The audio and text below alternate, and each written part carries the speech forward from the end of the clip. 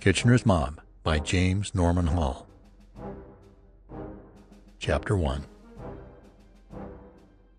Note: this brief narrative is by no means a complete record of life in a battalion in one of Lord Kitchener's first armies. It is rather a story in outline, a mere suggestion of that life that is lived in the British lines along the Western Front. If those who read gain thereby a more intimate view of trench warfare and the men who are so gallantly and cheerfully laying down their lives for England, the purpose of the writer will have been accomplished. Kitchener's Mob. Chapter 1. Joining Up. Kitchener's Mob, they were called in the early days of August 1914, when London hoardings were clamorous with the first calls for volunteers. The seasoned regulars of the 1st British Expeditionary Force said it patronizingly, the great British public hopefully, the world at large doubtfully. Kitchener's Mob, when there was but a scant 60,000 under arms, with millions yet to come.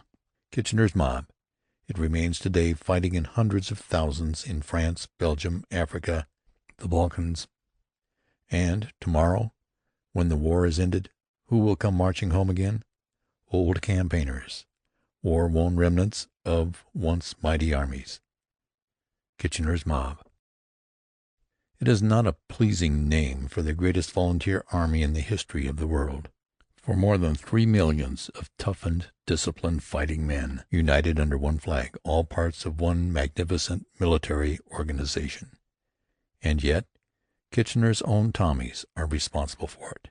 The rank and file, with their inherent love of ridicule even at their own expense, and their intense dislike of swank, they fastened the name upon themselves, lest the world at large should think they regarded themselves too highly. There it hangs, there it will hang for all time. It was on the 18th of August, 1914, that the mob spirit gained its mastery over me. After 3 weeks of solitary tramping in the mountains of North Wales, I walked suddenly into news of the Great War, and went at once to London with a longing for home, which seemed strong enough to carry me through the week of idleness until my boat should sail. But in a spirit of adventure, I suppose, I tempted myself with the possibility of assuming the increasingly popular alias Atkins. On 2 successive mornings I joined the long line of prospective recruits before the officers at Great Scotland Yard, withdrawing each time after moving a convenient distance towards the desk of the recruiting sergeant. Disregarding the proven fatality of third times, I joined it on another morning, dangerously near the head of the procession. "Now then, you, step along." There is something compelling about a military command, given by a military officer accustomed to being obeyed. While the doctors were thumping me, measuring me, and making an inventory of physical peculiarities, if any, I tried to analyze my unhesitating, almost instinctive reaction to that stern, confident "Step along." Was it an act of weakness, a want of character, evidenced by my inability to say no? Or was it the blood of military forebears, asserting itself after many years of inanition? The latter conclusion being the more pleasing, I decided that I was the grandson of my Civil War grandfather, and the worthy descendant of stalwart warriors of a yet earlier period. I was frank with the recruiting officers. I admitted, rather boasted of my American citizenship, but expressed my entire willingness to serve in the British Army in case this should not expatriate me. I had, in fact, delayed, hoping that an American Legion would be formed in London, as had been done in Paris. The announcement was received with some surprise. A brief conference was held, during which there was much vigorous shaking of heads. While I awaited the decision, I thought of the steamship ticket in my pocket. I remembered that my boat was to sail on Friday. I thought of my plans for the future, and anticipated joy of an early home-coming. Set against this was the prospect of an indefinite period of soldiering among strangers. 3 years, or the duration of the war, were the terms of the enlistment contract.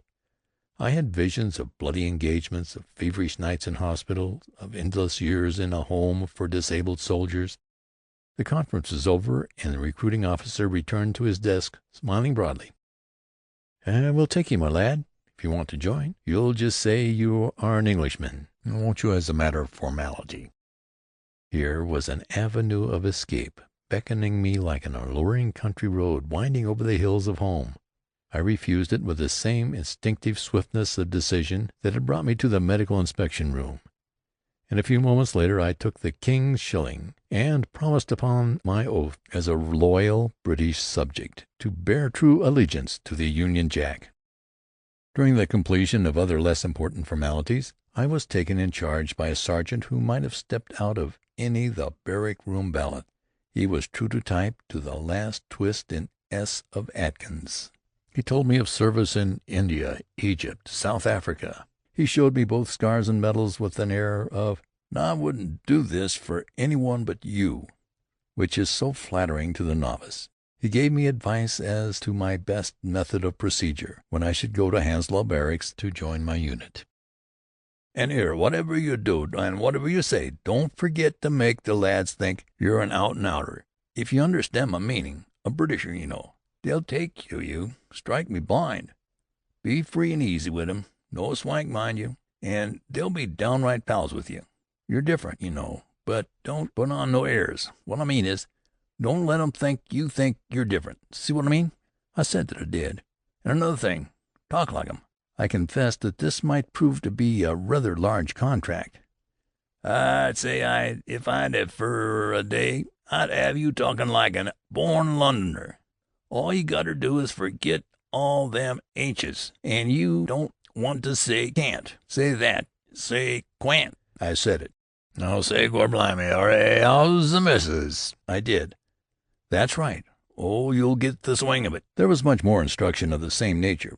By the time I was ready to leave the recruiting offices, I felt I had made great progress in the vernacular. I said good-bye to the sergeant warmly. As I was about to leave, he made the most peculiar and amusing gesture of a man drinking. "A pint o' mild a bitter," he said confidently. "The boys always give me the price of a pint." "Right you are, Sergeant." I used the expression like a born Englishman, and with the liberty of a true soldier I gave him my shilling, my first day's wages as a British fighting man. The remainder of the week I spent mingling with the crowds of enlisted men at the Horse Guards Parade, watching the bulletin boards for the appearance of my name, which would mean that I was to report to the regimental depot in Hounslow. My first impression of the men with whom I was to live for 3 years or the duration of the war was anything but favorable. The newspapers had been asserting that the new army was being recruited from the flower of England's young manhood. The throng at the Horse Guard Parade resembled an army of unemployed, and I thought it likely that most of them were misfits, out of works, the kind of men who join the army because they can do nothing else. There were, in fact, a good many of these. I soon learned, however, that the general out-at-elbows appearance was due to another cause. A genial cockney gave me the hint. "Have you joined up, mate?" he asked. I told him that I had. "Well, here's a friendly tip for you. Don't wear them good clothes when you goes to the depot. You won't see 'em again likely, and if you gets through the war you might be a-wantin' of 'em. Wear the worst rags you got." I profited by the advice, and when I fell in with the other recruits for the Royal Fusiliers, I felt much more at my ease. Chapter 1. Chapter 2. Rookies. A mob is genuinely descriptive of the array of would-be soldiers which crowded the long parade ground at Hounslow Barracks during that memorable week in August. We herded together like so many sheep. We had lost our individuality, and it was to be months before we regained it in a new aspect, a collective individuality, of which we became increasingly proud. We squeak-squawked across the barrack square in boots which felt large enough for an entire family of feet. Our khaki service-dress uniforms were strange and uncomfortable. Our hands hung limply along the seams of our pocketless trousers, having no place in which to conceal them and nothing for them to do. We tried to ignore them. Many a Tommy, in a moment of forgetfulness, would make a dive for the friendly pockets which were no longer there. The look of sheepish disappointment, as his hand slid limply down his trouser leg, was most comical to see. Before many days we learned the uses to which soldiers' hands were put, but for the moment they seemed absurdly unnecessary. We must have been unpromising material from the military point of view.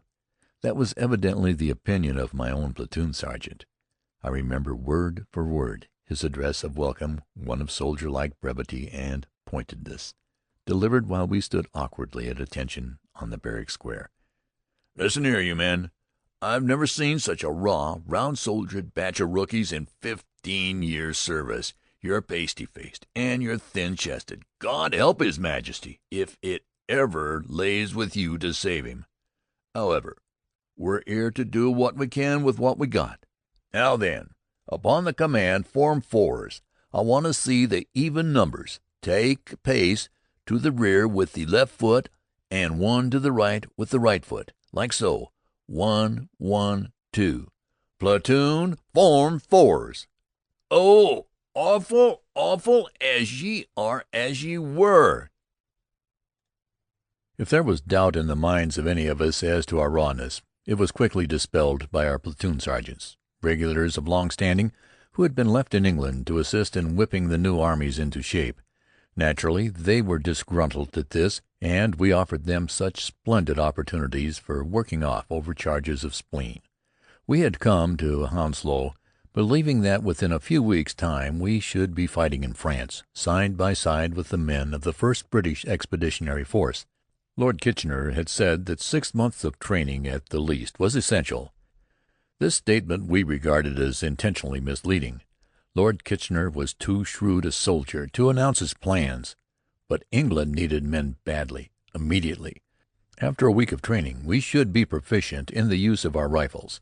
In addition to this, all that was needed was the ability to form fours and march in column of route to the station where we should entrain for Folkestone or Southampton and France. As soon as the battalion was up to strength, we were given a day of preliminary drill before proceeding to our future training area in Essex. It was a disillusioning experience.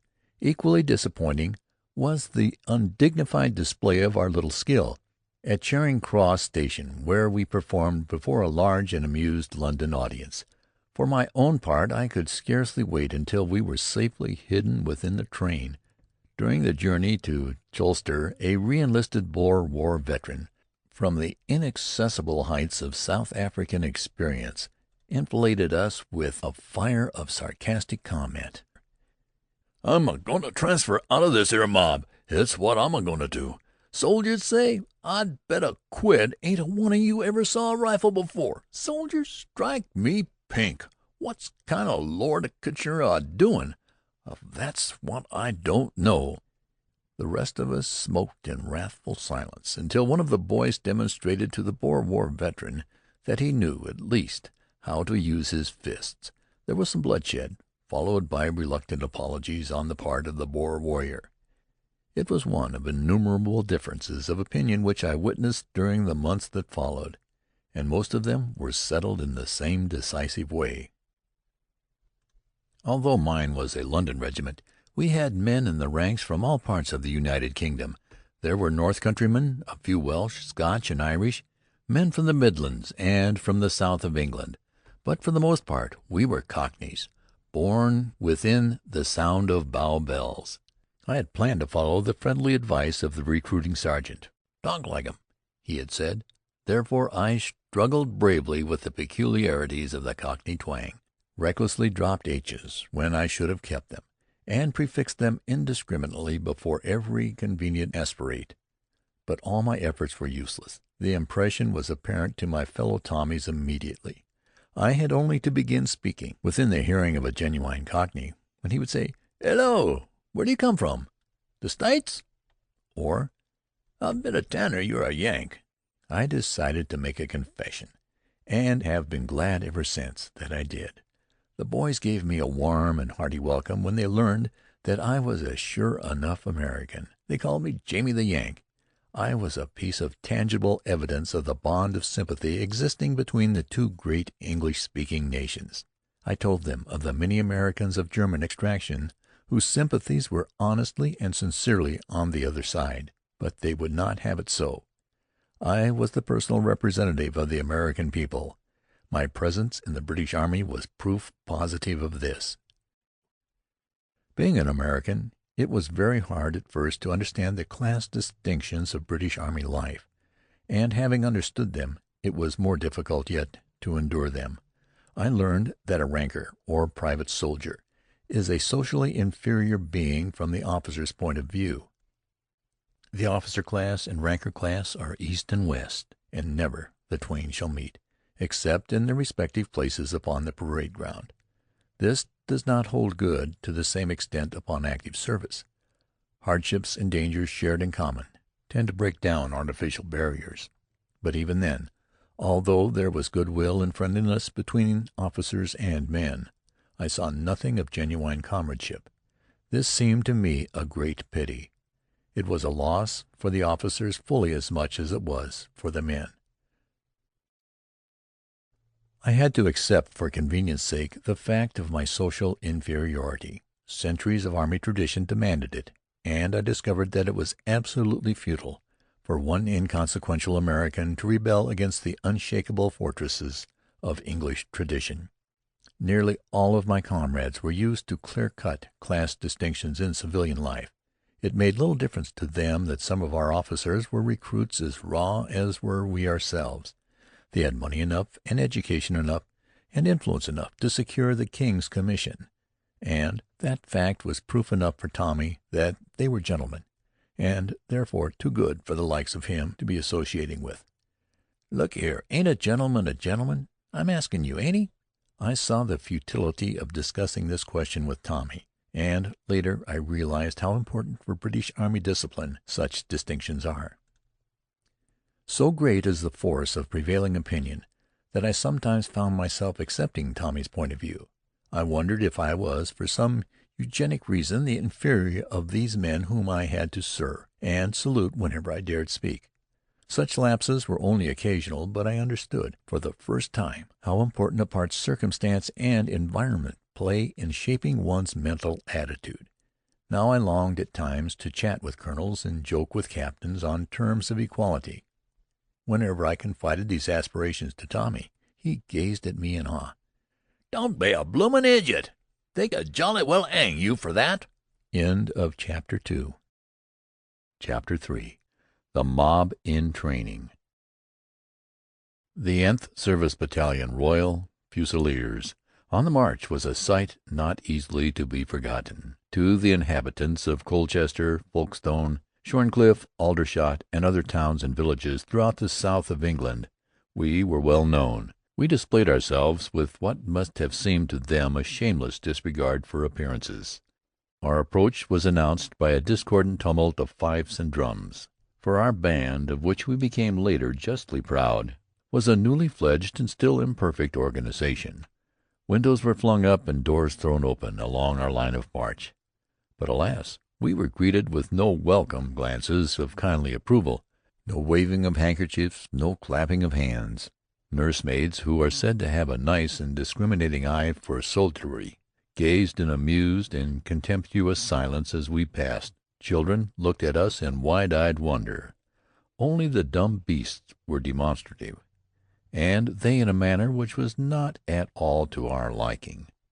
Dogs barked, and sedate old family horses, which would stand placidly at the curbing while fire engines thundered past with bells clanging and sirens shrieking, pricked up their ears at our approach, and, after one startled glance, galloped madly away and disappeared in clouds of dust far in the distance.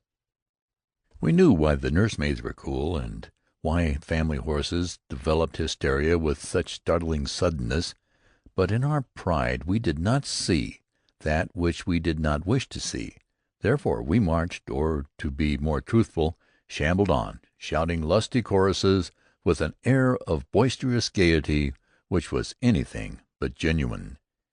"You do as I do, and you'll do all right. Fall in and follow me," was a favorite with No. 12 platoon. Their enthusiasm might have carried conviction had it not been for their personal appearance, which certainly did not. No. 15 platoon would strive manfully for a hearing with "steadily, shoulder to shoulder, steadily, blade by blade, marching along, sturdy and strong, like the boys of the old brigade." As a strictly accurate historian, I must confess that none of these assertions were quite true. We marched neither steadily, nor shoulder to shoulder, nor blade by blade. We staggered all over the road, and kept step only with the sergeant major doubling forward, warning us with threats of extra drills to keep in our fours and pick it up. In fact, the boys of the old brigade, whoever they may have been, would have scornfully repudiated any suggestion that we resembled them in any respect. They would have been justified in doing so had any of them seen us at the end of 6 weeks of training, for however reluctantly we were forced to admit that Sergeant Harris was right when he called us a raw bunch of rookies. Unpromising we were not. There was good stuff in the ranks, the material from which real soldiers are made, and were made, but it had not yet been rounded into shape. We were still nothing more than a homogeneous assembly of individuals. We declined to accept the responsibility for the seeming slowness of our progress. We threw it unhesitatingly upon the War Office, which had not equipped us in a manner befitting our new station in life. Although we were recruited immediately after the outbreak of war, less than half of our number had been provided with uniforms. Many still wore old civilian clothing. Others were dressed in canvas fatigue suits, or the worn-out uniforms of policemen and tramcar conductors. Every old clothes shop on Petticoat Lane must have contributed its allotment of cast-off apparel. Our arms and equipment were of an equally nondescript character. We might easily have been mistaken for a mob of vagrants which had pillaged a 17th-century arsenal. With a few slight changes in costuming for the sake of historical fidelity, we would have served as a citizen army for a realistic motion-picture drama depicting an episode in the French Revolution. We derived what comfort we could from the knowledge that we were but one of many battalions of Kitchener's first 100,000 equipped in the same makeshift fashion. We did not need the repeated assurances of cabinet ministers that England was not prepared for war. We were in a position to know that she was not.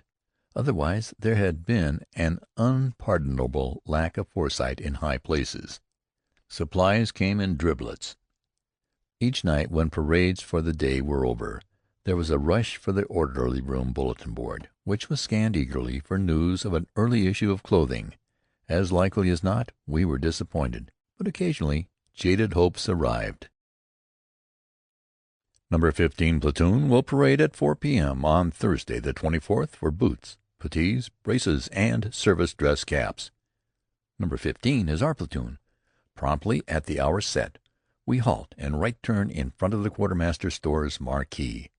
The quartermaster is there with pencil and notebook, and immediately takes charge of the proceedings. All men needing boots, 1 pace, step forward. March! The platoon, 65 strong, steps forward as one man. All men needing braces, 1 step back. March! Again we move as a unit. The quartermaster hesitates for a moment, but he is a resourceful man and has been through this many times before. We all need boots, quite right. But the question is, who need them most? Undoubtedly those whose feet are most in evidence through worn soles and tattered uppers. Adapting this sight test, he eliminates more than half the platoon, whereupon, by a further process of elimination, due to the fact that he has only sizes 7 and 8, he selects the fortunate 12 who are to walk dry-shod. The same method of procedure is carried out in selecting the braces. Private Reynolds, whose trousers are held in place by a wonderful mechanism composed of shoelaces and bits of string, receives a pair. Likewise, Private Stavros, who, with the aid of safety pins, has fashioned coat and trousers into an ingenious one-piece garment. Caps and puttees are distributed with like impartiality, and we dismiss the unfortunate ones growling and grumbling in discreet undertones until the platoon commander is out of hearing, whereupon the murmurs of discontent become loudly articulate. "Kitchener's ragtime army, I calls it," growls the veteran of South African fame. "Ain't we an handsome lot o' posy wallopers? Service? We ain't never a-goin' to see service. You blokes won't but watch me. I'm a-goin' to grease off out o' this mob." No one remonstrated with this deservedly unpopular reservist when he grumbled about the shortage of supplies. He voiced the general sentiment. We all felt that we would like to grease off out of it. Our deficiencies in clothing and equipment were met by the government with what seemed to us amazing slowness. However, Tommy is a sensible man.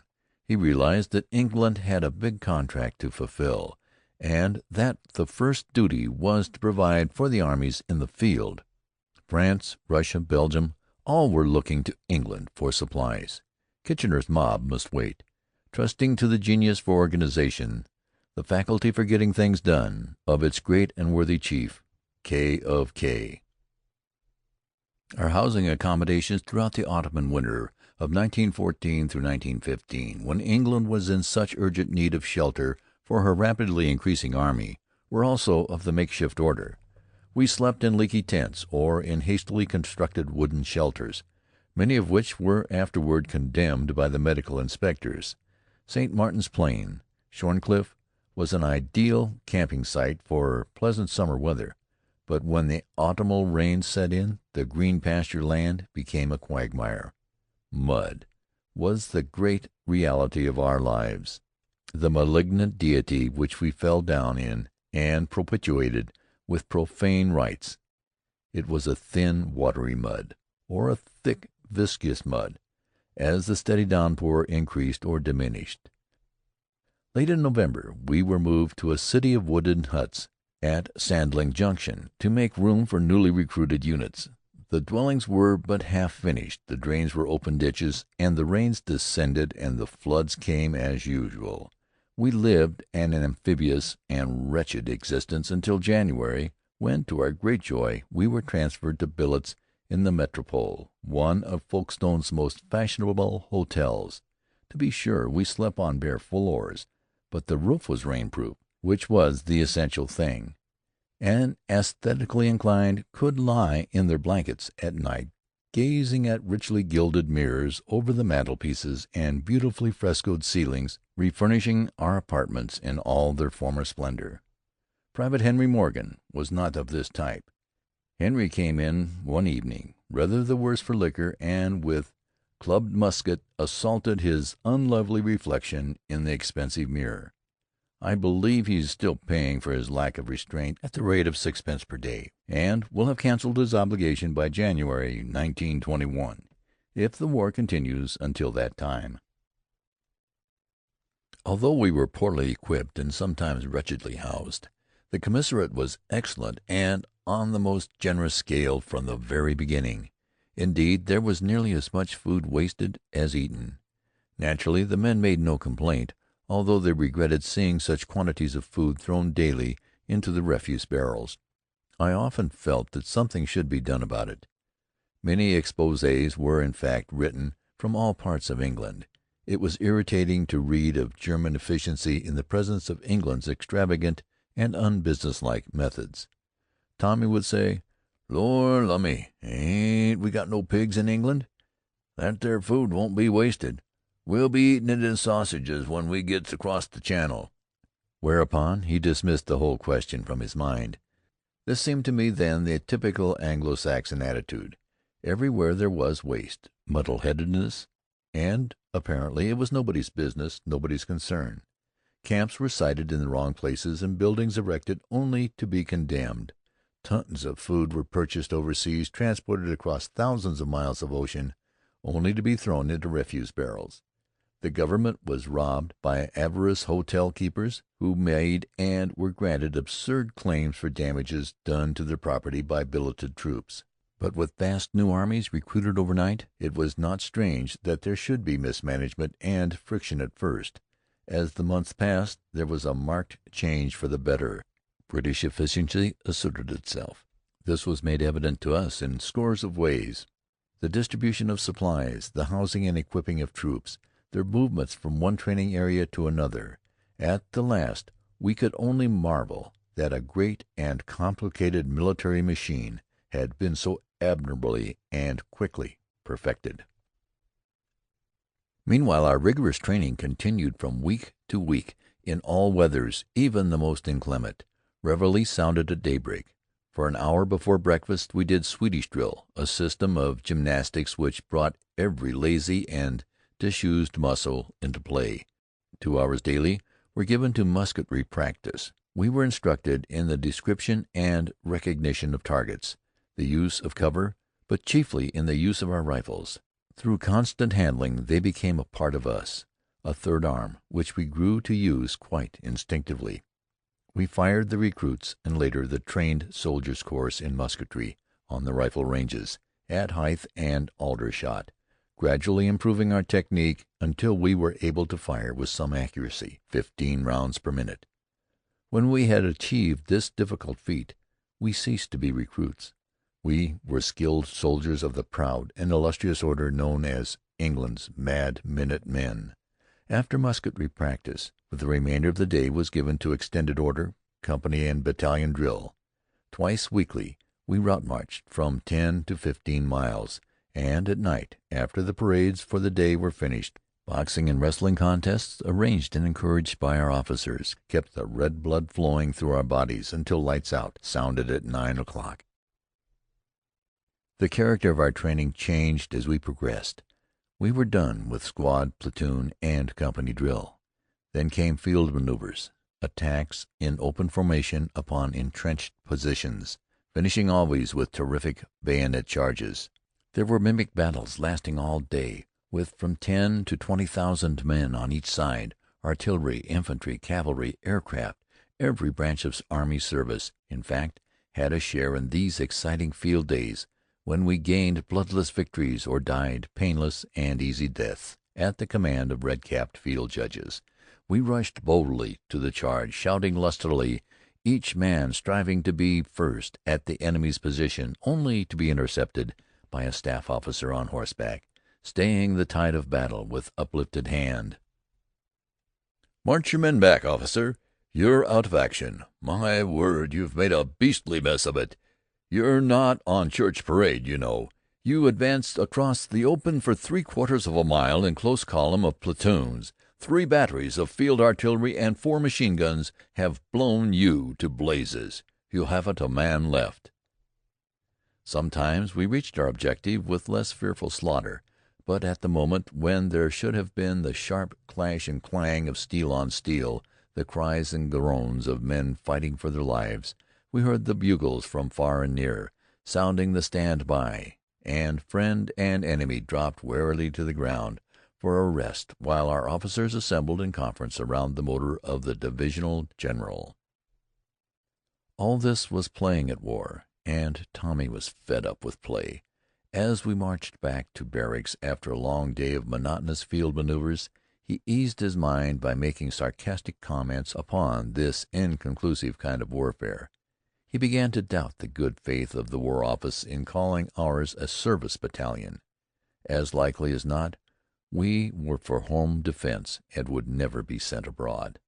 Left, right, why did I join the army? Oh, why did I ever join Kitchener's mob? Oh, lummy, let's ever been blommy, became the favorite homeward-bound marching song.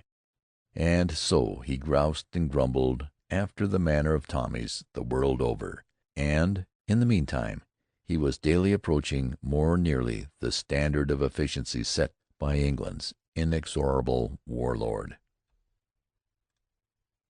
It was interesting to note the physical improvement in the men wrought by a life of healthy, well-ordered routine. My battalion was recruited largely from what is known in England as the lower middle classes. There were shop assistants, clerks, railway and city employees, tradesmen, and a generous sprinkling of common laborers. Many of them had been used to indoor life, practically all of them to city life, and needed months of the hardest kind of training before they could be made physically fit, before they could be seasoned and toughened to withstand the hardships of active service. Plenty of hard work in the open air brought great and welcome changes. The men talked of their food and anticipated it with a zest which came from realizing, for the first time, the joy of being genuinely hungry. They watched their muscles harden with the satisfaction known to every normal man when he is becoming physically efficient. Food, exercise, and rest taken in wholesome quantities and at regular intervals were having the usual excellent results. For my own part, I had never before been in such splendid health. I wished that it might at all times be possible for democracies to exercise a beneficent paternalism over the lives of their citizenry, at least in matters of health. It seems a great pity that the principle of personal freedom should be responsible for so many ill-shaped and ill-sorted physical incompetents. My fellow Tommies were living, really living, for the first time. They had never before known what it means to be radiantly, buoyantly healthy. There were, as well, more profound and subtle changes in thoughts and habits. The restraints of discipline and the very exacting character of military life and training gave them self-control, mental alertness. At the beginning they were individuals, no more cohesive than so many grains of wet sand.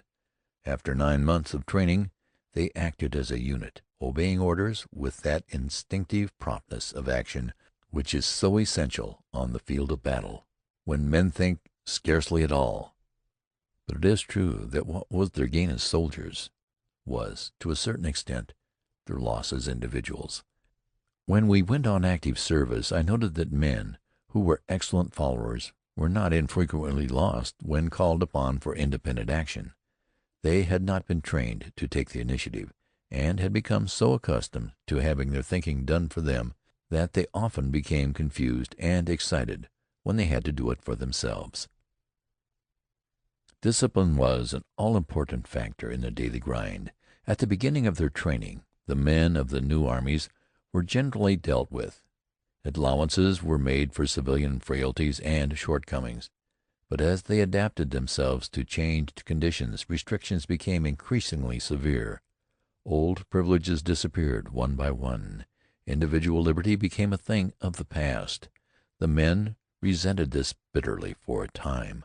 Fierce hatred of officers and NCOs were engendered, and there was much talk of revenge when we should get to the front. I used to look forward with misgiving to that day. It seemed probable that one night in the trenches would suffice for a wholesale slaughtering of officers. Old scores were to be paid off, old grudges wiped out with our first issue of ball ammunition. Many a fist-banged board at the wet canteen gave proof of Tommy's earnestness. "Shoot him?" he would say, rattling the beer glasses the whole length of the table with a mighty blow of his fist. "Blimey, right! That's all you got to do. Just wait till we get on the other side." But all these threats were forgotten months before the time came for carrying them out. Once Tommy understood the reasonableness of severe discipline, he took his punishment for his offenses without complaint. He realized, too, the futility of kicking against the pricks. In the army he belonged to the government, body and soul. He might resent its treatment of him. He might behave like a sulky schoolboy, disobey order after order, and break rule after rule. In that case he found himself checkmated at every turn. Punishment became more and more severe. No one was at all concerned about his grievances. He might become a habitual offender from sheer stupidity. But in doing so he injured no one but himself. A few of these incorrigibles were discharged in disgrace. A few followed the lead of the Boer warrior. After many threats which we despaired of his ever carrying out, he finally greased off. He was immediately posted as a deserter, but to our great joy was never captured. With the disappearance of the malcontents and incorrigibles, the battalion soon reached a high grade of efficiency. The physical incompetents were likewise ruthlessly weeded out. All of us had passed a fairly tough examination at the recruiting offices, but many had physical defects which were discovered only by the test of actual training. In the early days of the war, requirements were much more severe than later, when England learned how great would be the need for men. Many who later re-enlisted in other regiments were discharged as physically unfit for further military service. If the standard of conduct in my battalion is any criterion, then I can say truthfully that there is very little crime in Lord Kitchener's armies, either in England or abroad. The Jankers, or defaulters, squad was always rather large, but the Jankers' men were offenders against minor points in discipline. Their crimes were untidy appearance on parade, inattention in the ranks, tardiness at roll call, and others of the sort, all within the jurisdiction of a company officer. The punishment meted out varied according to the seriousness of the offense and the past conduct record of the offender. It usually consisted of from 1 to 10 days C.B., confined to barracks. During the period of his sentence the offender was forbidden to leave camp after the parades for the day were ended, and in order that he might have no opportunity to do so, he was compelled to answer his name at the guard-room whenever it should be sounded. Only twice in England did we have a general court-martial, the offense in each case being assault by a private upon an N.C.O., and the penalty awarded 3 months in the military prison at Aldershot. Tommy was quiet and law-abiding in England, his chief lapses being due to an exaggerated estimate of his capacity for beer. In France, his conduct, in so far as my observation goes, has been splendid throughout. During 6 months in the trenches I saw but 2 instances of drunkenness, although I witnessed nearly everything which took place in my own battalion and heard the general gossip of many others. Never did I see or hear of a woman treated otherwise than courteously. Neither did I see or hear of any instances of looting or petty pilfering from the civilian inhabitants. It is true that the men had fewer opportunities for misconduct, and they were fighting in a friendly country. Even so, active service as we found it was by no means free from temptations. The admirable restraint of most of the men in the face of them was a fine thing to see. Frequent changes were made in methods of training in England, to correspond with changing conditions of modern warfare as exemplified in the trenches. Textbooks on military tactics and strategy, which were the inspired gospel of the last generation of soldiers, became obsolete overnight. Experience gained in Indian Mutiny wars or on the veldt in South Africa was of little value in the trenches or in Flanders. The emphasis shifted from open fighting to trench warfare, and the textbook which our officers studied was a typewritten serial issued semi-weekly by the War Office, and which was based on the dearly bought experience of officers at the front. We spent many a starry night on the hills above Folkestone, digging trenches and building dugouts according to general staff instructions, and many a rainy one we came home, covered with mud, but happy in the thought that we were approximating, as nearly as could be, the experience of the boys at the front.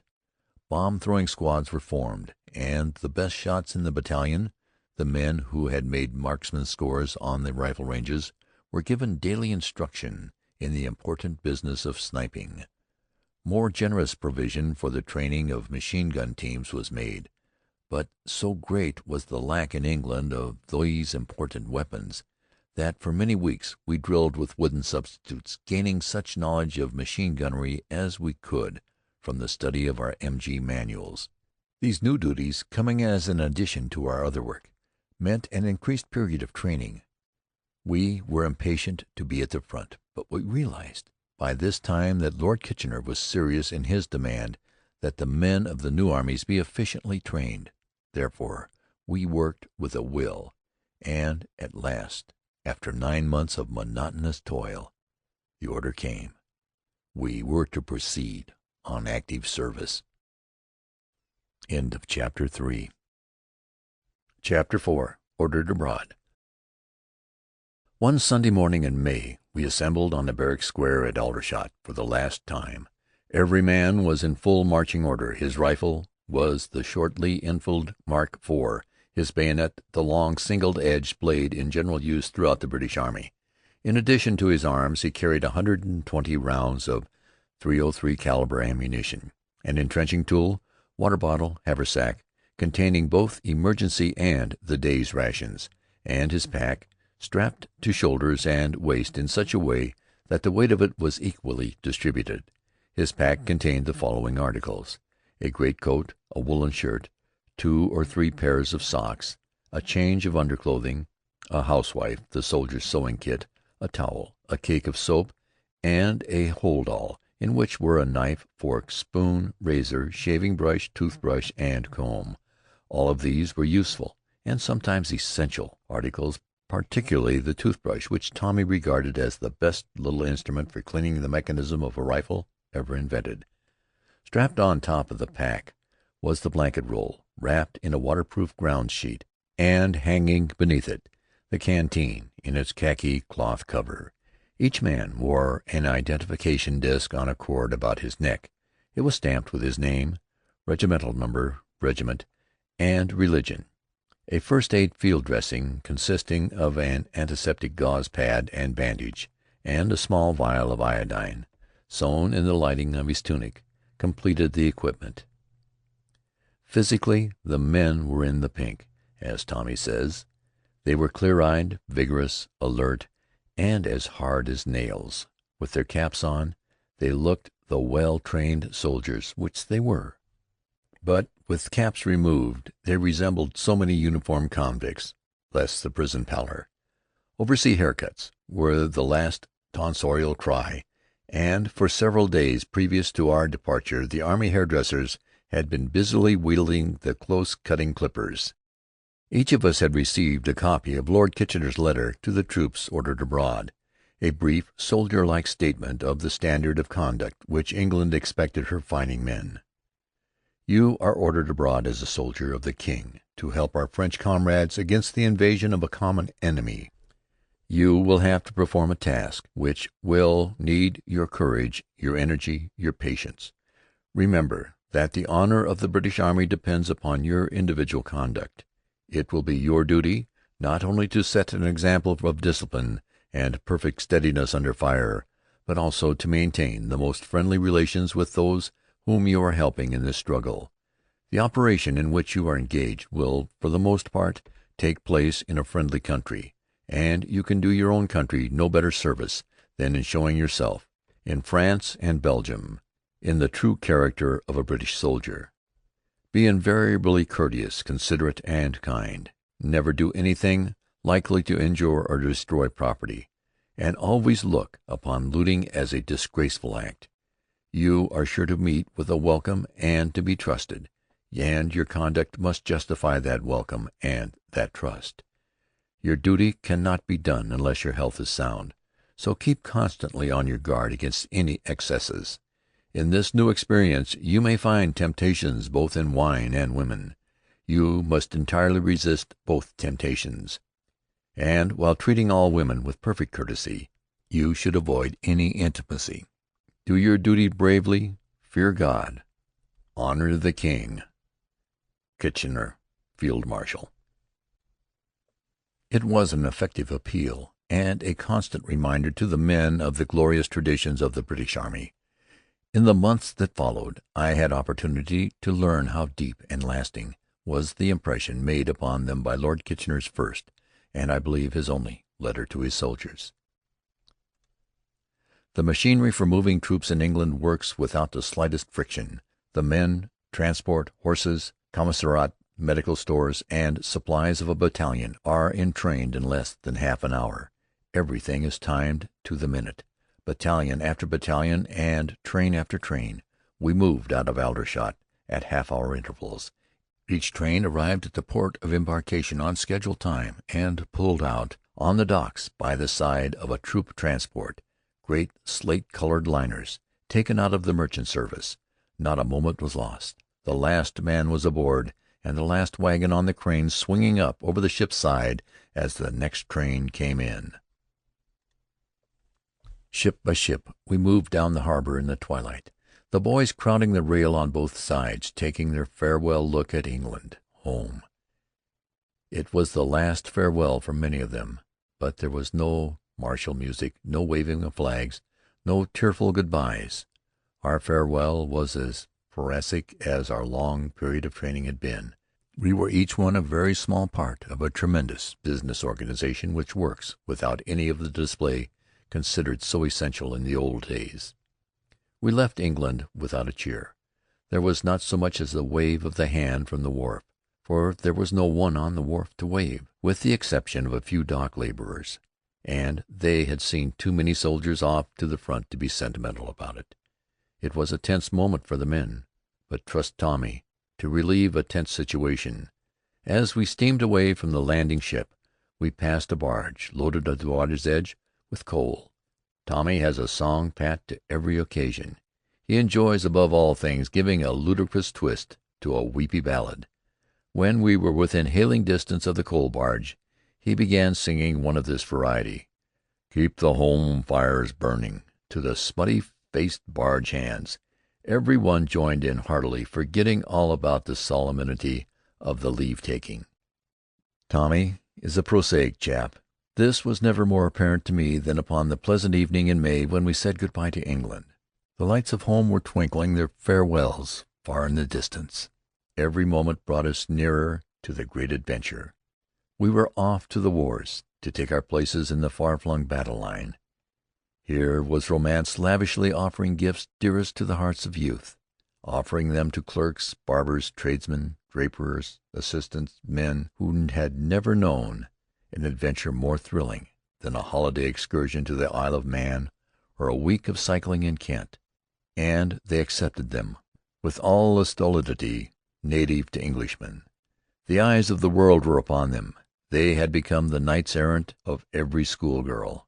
They were figures of heroic proportions to everyone but themselves. French soldiers are conscious of the romantic possibilities offered them by the so-called divine accident of war. They go forth to fight for glorious France, France, the unconquerable. Tommy shoulders his rifle and departs for the four corners of the world on a bloomin' fine little holiday. A railway journey and a sea voyage in one. Blimey, not off bad, what? Perhaps he is stirred at the thought of fighting for England home and beauty.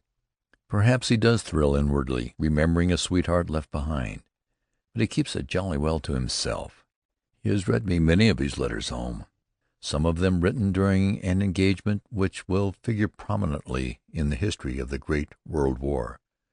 Well, I can't think of anything more now. Threads its way through a meager page of commonplaces about the weather, his food, and his personal health. A frugal line of cross-marks for kisses at the bottom of the page is his only concession to sentiment. There was, however, one burst of enthusiasm as we started on our journey, which struck me as being spontaneous and splendid and thoroughly English. Outside the harbor we were met by our guardians, a fleet of destroyers, which was to give us safe convoy across the Channel. The moment we saw them, the men broke forth into prolonged cheering, and there were glad shouts of, "There they are, me lads! There's some o' the little old watchdog what's keepin' 'em bottled up. Good old Navy! That's where we got 'em, by the throat! Let's give 'em Sons of the Sea!" And they did. They sang with a spirit of exaltation which Englishmen rarely betray, and which convinced me how nearly the sea and England's position as mistress of the seas touch the Englishman's heart of hearts. Sons of the sea, all British born, sailing the ocean, laughing foes to scorn. They may build their ships, my lads, and think they know the game, but they can't beat the boys of the bulldog breed who made old England's name. It was a confession of faith. On the sea, England can't be beaten. Tommy believed that with his whole soul, and on this occasion he sang with all the warmth of religious conviction. Our Channel voyage was uneventful. Each transport was guarded by 2 destroyers, one on either side, the 3 vessels keeping abreast and about 50 yards apart during the entire journey. The submarine menace was then at its height, and we were prepared for an emergency. The boats were swung for immediate launching, and all of the men were provided with life-preservers. But England had been transporting troops and supplies to the firing line for so many months without accident that none of us were at all concerned about the possibility of danger. Furthermore, the men were too busy studying Tommy Atkins's French manual to think about submarines. They were putting the final polish on their accent in preparation for tomorrow's landing. "How fow's this? Mademoiselle, avez de pain? What do you say for giving me a 2-penny packet of nosegay? Bonjour, monsieur. That ain't so dusty. Freddie, what? Let's try that Martaise again. You start it, Harry. Let Nobby. He knows the sounds better'n what I do. Air up, Nobby. We gotta learn that so we can sing it on the march. Wait till I find it in me book. All right now. Allons enfants de la patrie. Le jour de gloire is arrivé. Such bits of conversation may be of little interest, but they have the merit of being genuine. All of them were jotted down in my notebook at the times when I heard them. The following day we crowded into the typical French army troop train, 8 chevaux, 40 hommes to a car, and started on a leisurely journey to the firing line. We traveled all day, at 8 or 10 miles an hour, through Normandy. We passed through pleasant towns and villages lying silent in the afternoon sunshine, and seemingly almost deserted, and through the open country, fragrant with the scent of apple blossoms. Now and then children waved to us from a cottage window, and in the fields old men and women and girls leaned silently on their hoes or their rakes and watched us pass. Occasionally an old reservist guarding the railway line would lift his cap and shout, "Vive l'Angleterre!" But more often he would lean on his rifle and smile, nodding his head courteously but silently to our salutations. Tommy, for all his stolid, dogged cheeriness, sensed the tragedy of France. It was a land swept bare of all its fine young manhood. There was no pleasant stir and bustle of civilian life. Those who were left went about their work silently and joylessly. When we asked of the men, we received always the same quiet, courteous reply, "À la guerre, monsieur." The boys soon learned the meaning of the phrase, "à la guerre." It became a war cry, a slogan. It was shouted back and forth from car to car and from train to train. You can imagine how eager we all were, how we strained our ears whenever the train stopped for the sound of the guns. But not until the following morning, when we reached the little village at the end of our railway journey, did we hear them, a low muttering like the sound of thunder beyond the horizon. How we cheered at the first faint sound which was to become so deafening, so terrible to us later. It was music to us then, for we were like others who had gone that way. We knew nothing of war. We thought it must be something adventurous and fine, something to make the blood leap and the heart sing. We marched through the village and down the popular line road, surprised, almost disappointed, to see the neat, well-kept houses and the pleasant level fields green with spring crops. We had expected that everything would be all in ruins. At this stage of the journey, however, we were still some 25 miles from the firing line. During all the journey from the coast we had seen on every side evidences of that wonderfully organized branch of the British military system, the Army Service Corps. From the village at which we detrained, everything was English. Long lines of motor transport lorries were parked along the sides of the roads. There were great ammunition bases, commissariat, supply depots, motor repair shops, wheelwright and blacksmith shops, where one saw none but khaki-clad soldiers engaged in all the non-combat business essential to the maintenance of large armies. There were long lines of transport wagons loaded with supplies, traveling field kitchens with chimneys smoking and kettles steaming as they bumped over the cobbled roads, water carts, Red Cross carts, motor ambulances, batteries of artillery, London omnibuses, painted slate gray, filled with troops, seemingly endless columns of infantry on foot, all moving with us along parallel roads toward the firing line. And most of these troops and supply columns belonged to my own division, one small cog in the British fighting machine. We advanced towards the war zone in easy stages. It was intensely hot, and the rough, cobbled roads greatly increased the difficulty of marching. In England we had frequently tramped from 15 to 25 miles in a day without fatigue, but the roads there were excellent, and the climate moist and cool. Upon our first day's march in France, a journey of only 9 miles, scores of men were overcome by heat, and several died. The suffering of the men was so great, in fact, that a halt was made earlier than had been planned, and we bivouacked for the night in the fields. Life with a battalion on the march proceeds with the same orderly routine as when in the barracks. Every man has his own particular employment. Within a few moments, the level pasture land was converted into a busy community of 1,000 inhabitants.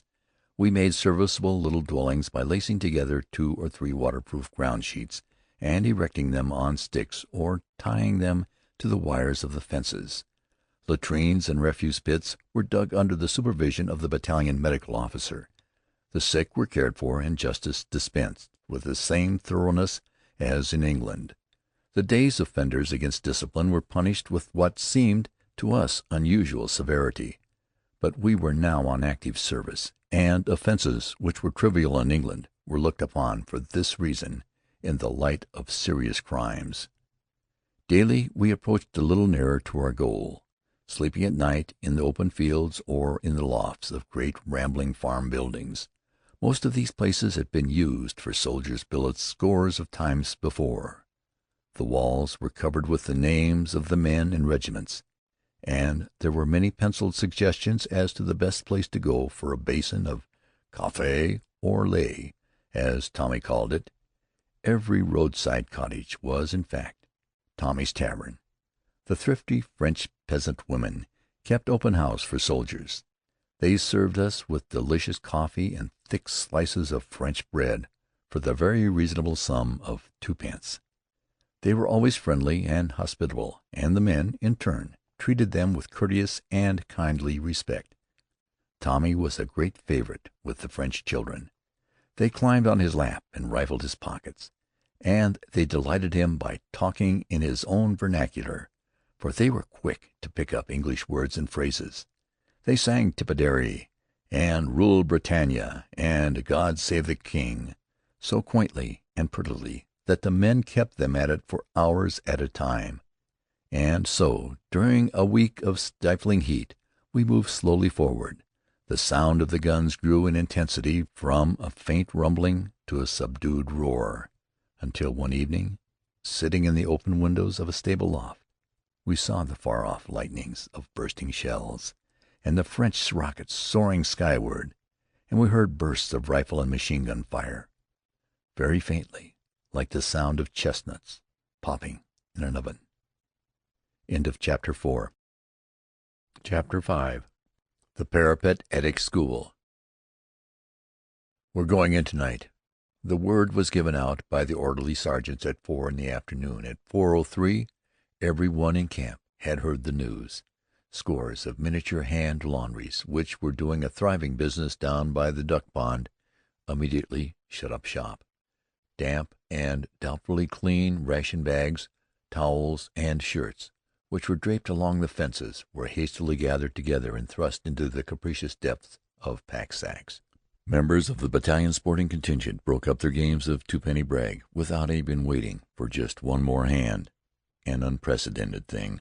The makers of war ballads, who were shouting choruses to the merry music of the mouth-organ band, stopped in the midst of their latest composition and rushed off to get their marching order together. At 4:10 everyone, with the exception of the officers' servants, was all ready to move off.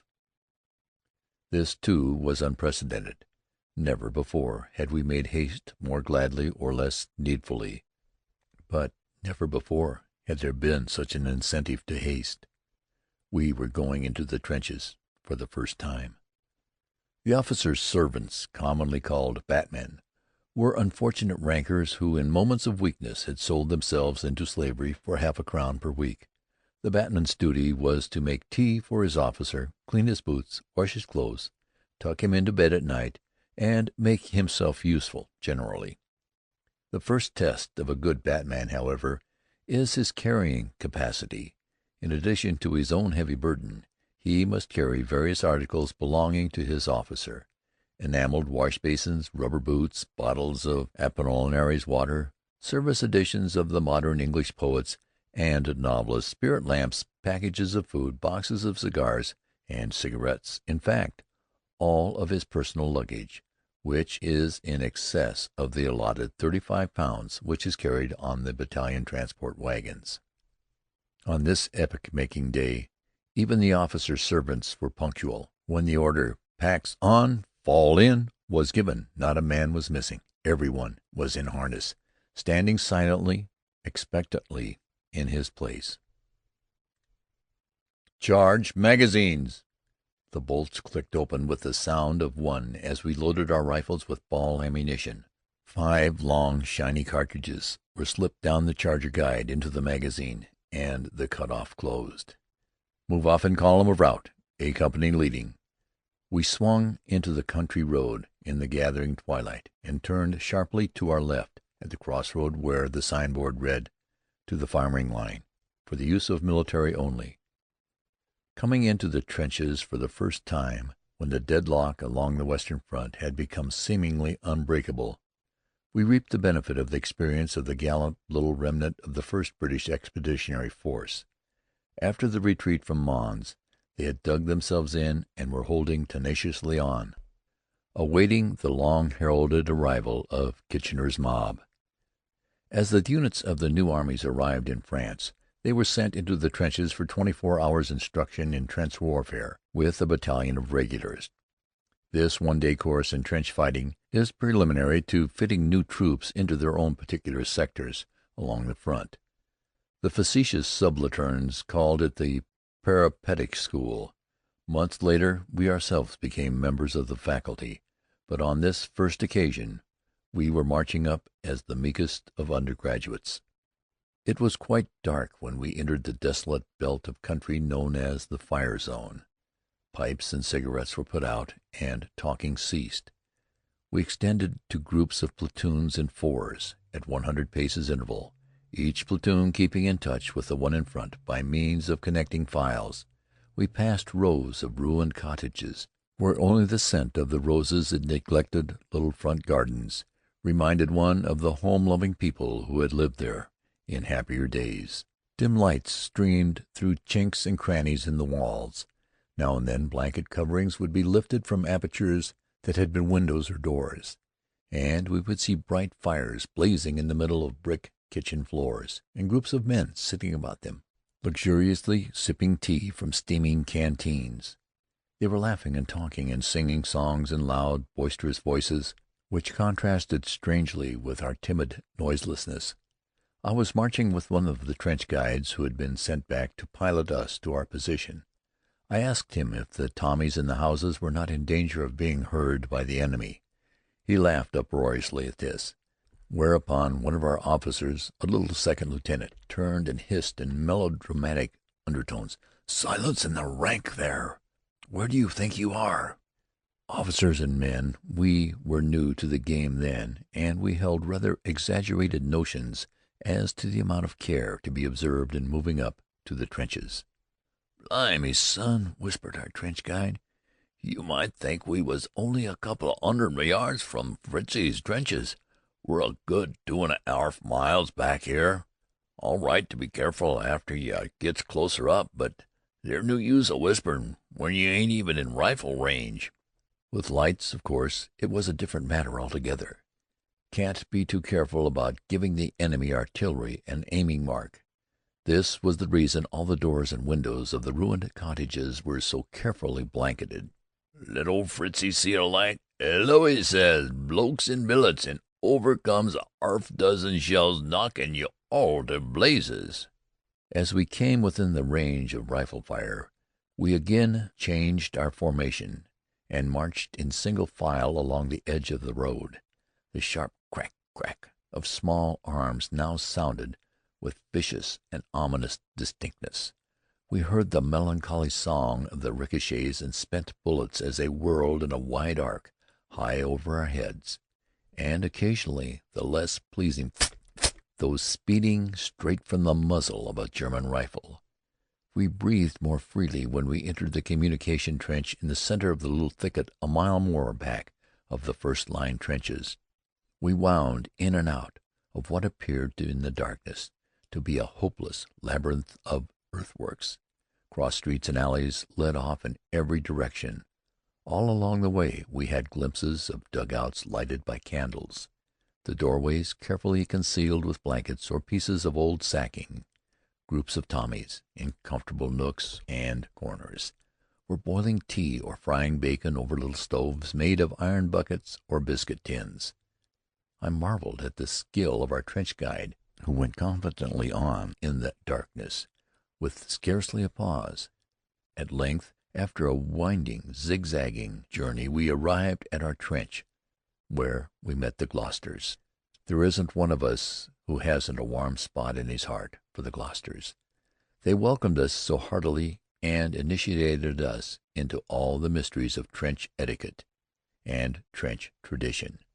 We were at best but amateur Tommies. In them I recognized the lineal descendants of the line Atkins, men whose grandfathers had fought in the Crimea and whose fathers in Indian mutinies.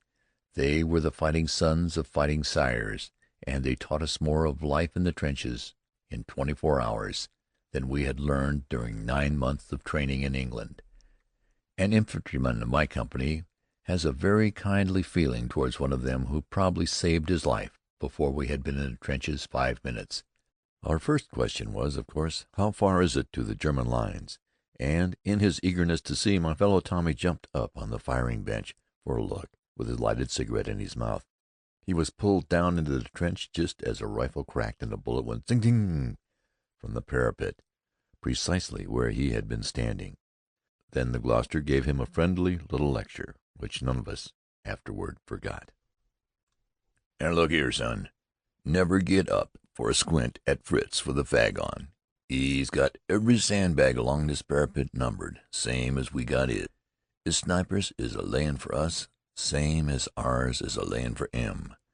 Then turning to the rest of us, "Now, we ain't arskin' to 'ave no burial parties, but any of you blokes wants to be the stiff, stand up where this guy lit his gas." There weren't any takers, and a moment later another bullet struck a sandbag in the same spot. "See, he spotted you. He'll keep a-poppin' away at that place for an hour, hopin' to get you lookin' over again. Let's see if we can find him. Give us that biscuit tin, Henry." Then we learned the biscuit tin finder trick for locating snipers. It's only approximate, of course, but it gives a pretty good hint at the direction from which the shots come. It doesn't work in the daytime, for a sniper is too clever to fire at it, but a biscuit tin set on the parapet at night in a badly sniped position is almost certain to be hit. The angle from which the shots come is shown by the jagged edges of tin around the bullet holes. Then, as the Gloucester said, "Give him a nice little April shower out of your machine gun in that direction. You may fetch him, but if you don't, he won't bother you no more for an hour or two." We learned how orders are passed down the line from sentry to sentry, quietly, and with the speed of a man running. We learned how the sentries are posted and their duties. We saw the intricate mazes of telephone wires and the men of the signaling corps at their posts in the trenches, in communication with brigade, divisional, and Army Corps headquarters. We learned how to sleep, 5 men in a 4x6 dugout, and when there are no dugouts, how to hunch up on the firing benches with our waterproof sheets over our heads and doze with our knees for a pillow. We learned the order of precedence for troops in the communication trenches. Never forget that outgoin' troops 'as the right of way. They ain't 'ad no rest, and they're all slathered in mud, likely and dead beat for sleep. Comin' troops is fresh, and they stands to one side to let the others pass. We saw the listening patrols go out at night through the underground passage which leads to the far side of the barbed wire entanglements. From there they creep far out between the opposing line of trenches to keep watch upon the movements of the enemy, and to report the presence of his working parties or patrols. This is dangerous, nerve-trying work, for the men sent out upon it are exposed not only to the shots of the enemy, but the wild shots of their own comrades as well. I saw one patrol come in just before dawn. One of the men brought with him a piece of barbed wire clipped from the German entanglements 250 yards away. "Daffy, have a look at this here. 3-ply stuff what you can hardly get your nippers through, and to saw, and when I 'ad her at it, lummy if they didn't send up a rocket what bleedin' near 'it me in the 'ead. Take it to Captain Stevens, I 'eard him say. He's wantin' a bit to show to one of his artillery blokes. He's got a bet on with him that it's 3-ply wire. Now, don't forget, Bobby, touch 'em for a couple of packets of fags." I was tremendously interested. At that time it seemed incredible to me that men crawled over to the German lines in this manner, and clipped pieces of German wire for souvenirs. "Did you hear anything?" I asked him. "'Eard a flute some Fritzie was a-playin' of, and you ought to 'ave 'eard 'em singin'. Doleful as 'ell." Several men were killed and wounded during the night. One of them was a sentry with whom I had been talking only a few moments before. He was standing on the firing bench, looking out into the darkness, when he fell back into the trench without a cry. It was a terrible wound. I would not have believed that a bullet could so horribly disfigure one. He was given first aid by the light of a candle, but it was useless. Silently his comrades removed his identification disc and wrapped him in a blanket. "Poor old Walt," they said. An hour later he was buried in a shell hole at the back of the trench. One thing we learned during our first night in the trenches was of the very first importance, and that was respect for our enemies. We came from England full of absurd newspaper tales about the German soldier's inferiority as a fighting man. We had read that he was a wretched marksman. He would not stand up to the bayonet. Whenever opportunity offered, he crept over and gave himself up. He was poorly fed and clothed, and was so weary of the war that his officers had to drive him to fight at the muzzles of the revolvers. We thought him almost beneath contempt. We were convinced in a night that we had greatly underestimated his abilities as a marksman. As for his all-around inferiority as a fighting man, one of the Gloucesters put it rather well. "'Ere, if the Germans is so bloomin' rotten, 'ow is it that we ain't a-fightin' somewheres along the Rhine, or in Austria-Hungary? No, they ain't a-firin' wild, I give you my word. Not around this part of France they ain't. What do you say, Jerry?" Jerry made a most illuminating contribution to the discussion of Fritz as a fighting man. "I'll tell you what, if ever I gets through this 'ere war, if I 'as the luck to go 'ome again with me eyesight, I'll never feel safe when I sees a Fritzie, unless I'm a-lookin' at 'im through my periscope from behind a bit of cover." How am I to give a really vivid picture of trench life as I saw it for the first time? How make it live for others, when I remember that the many descriptive accounts I had read of it in England did not in the least visualize it for me? I watched the rockets rising from the German lines, watched them burst into points of light over the devastated strip of country called No Man's Land, and drift slowly down, and I watched the charitable shadows rush back like the very wind of darkness. The desolate landscape emerged from the gloom and receded again, like a series of pictures thrown upon a screen. All of this was so new, so terrible, I doubted its reality. Indeed, I doubted my own identity, as one does at times when brought face to face with some experiences which cannot be compared with past experiences or even measured by them. I groped darkly for some new truth which was flickering just beyond the border of consciousness, but I was so blinded by the glamour of the adventure that it did not come to me then. Later I understood.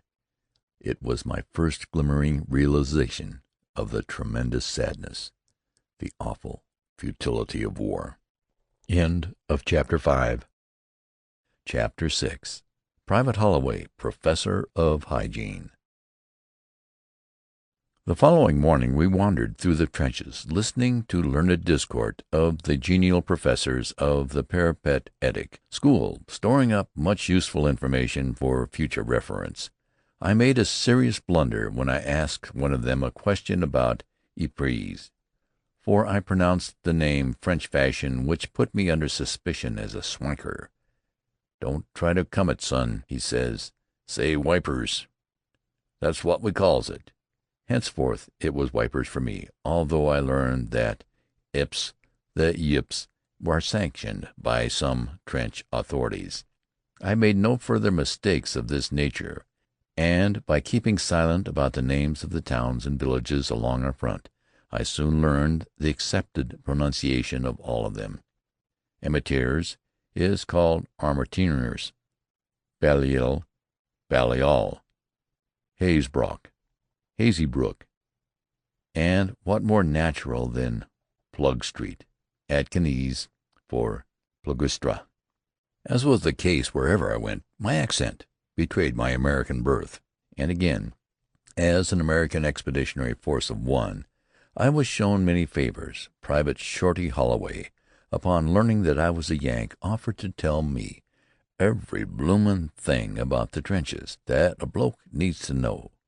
I was only too glad to place myself under his instruction.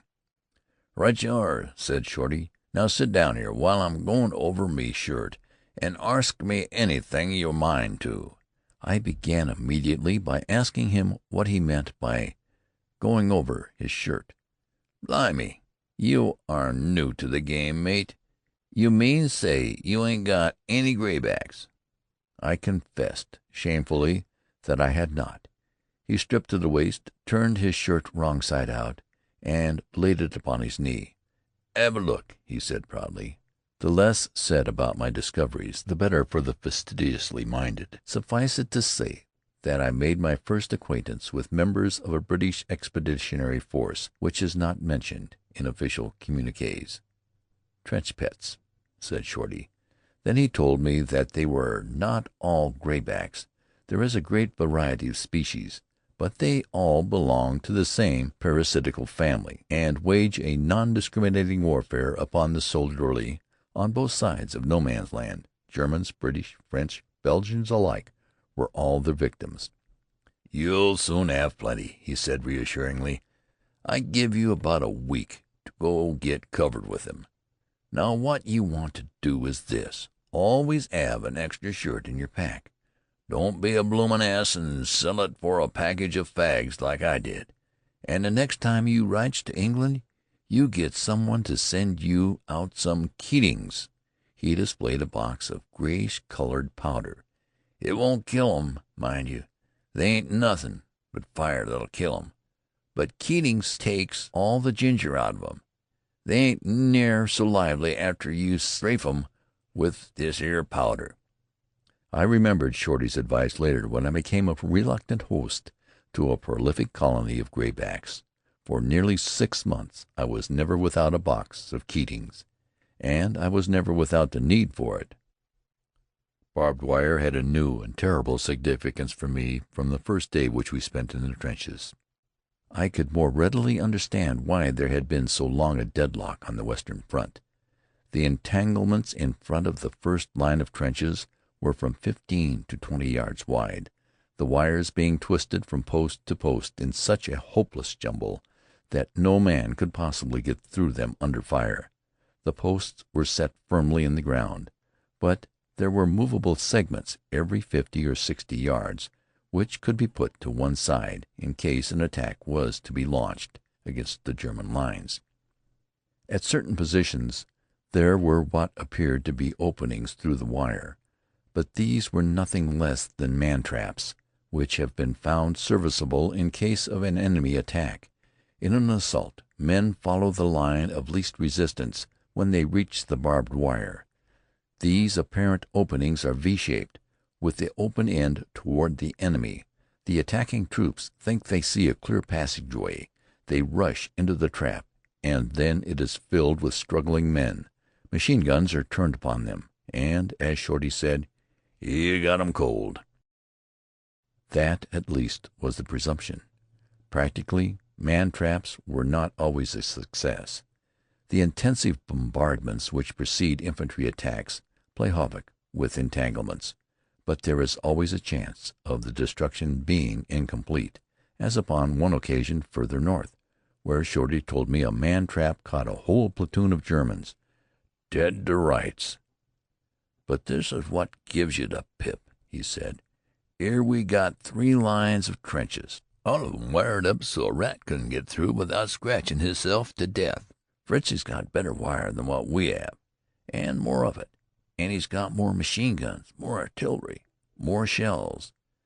There ain't any old man-killer ever invented what they 'aven't got more of than we 'ave. And at 'ome they're sayin' Why don't they get on with it? Why don't they smash through?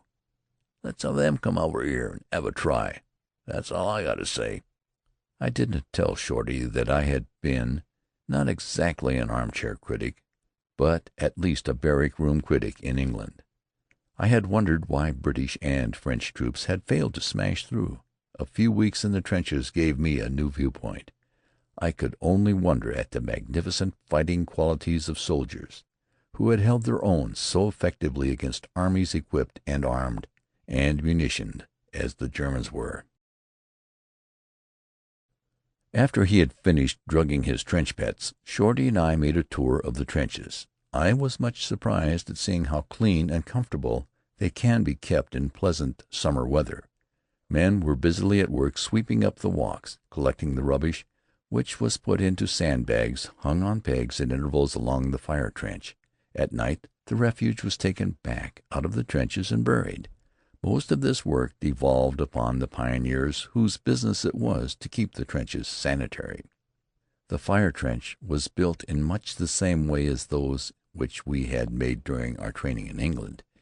In pattern it was something like a tasseled border. For the space of 5 yards it ran straight. Then it turned at right angles around a traverse of solid earth 6 feet square. Then straight again for another 5 yards. Then around another traverse, and so throughout the length of the line. Each 5-yard segment, which is called a bay, offered firing room for 5 men. The traverses, of course, were for the purpose of preventing enfilade fire. They also limited the execution which might be done by one shell. Even so, they were not an unmixed blessing, for they were always in the way when you wanted to get anywhere in a hurry. And you are in a hurry when you sees a Minnie warfer comin' your way. But you gets trench legs after a while. It'll be a funny sight to see blokes walkin' along the street in London when the war's over. They'll be so used to dodgin' in and out of traverses they won't be able to go in a straight line." As we walked through the firing line trenches, I could quite understand the possibility of one's acquiring trench legs. 5 paces forward, 2 to the right, 2 to the left, 2 to the left again, then 5 to the right, and so on to Switzerland. Shorty was of the opinion that one could enter the trenches on the Channel coast and walk through to the Alps without once coming out on top of the ground. I am not in a position either to affirm or to question this statement. My own experience was confirmed to the part of the British front which lies between Messines in Belgium and Loos in France. There, certainly, one could walk for miles through an intricate maze of continuous underground passages. But the firing line trench was neither a traffic route nor a promenade. The great bulk of inter-trench business passed through the traveling trench, about 15 yards in rear of the fire trench and running parallel to it. The two were connected by many passageways, the chief difference between them being that the fire trench was the business district, while the traveling trench was primarily residential. Along the latter were built most of the dugouts, lavatories, and trench kitchens. The sleeping quarters for the men were not very elaborate. Recesses were made in the wall of the trench about 2 feet above the floor. They were not more than 3 feet high, so that one had to crawl in head first when going to bed. They were partitioned in the middle, and were supposed to offer accommodation for 4 men, 2 on each side. But, as Shorty said, everything depended on the ration allowance. 2 men who had eaten to repletion could not hope to occupy the same apartment. One had a choice of going to bed hungry or of eating heartily and sleeping outside on the firing bench. "There's a funny thing," he said. "Why do you suppose they makes the dugouts open at one end?" I had no explanation to offer. "Crawl inside and I'll show you." I stood my rifle against the side of the trench and crept in. "Now you're supposed to be asleep," said Shorty, and with that he gave me a whack on the soles of my boots with his entrenching tool handle. I can still feel the pain of the blow.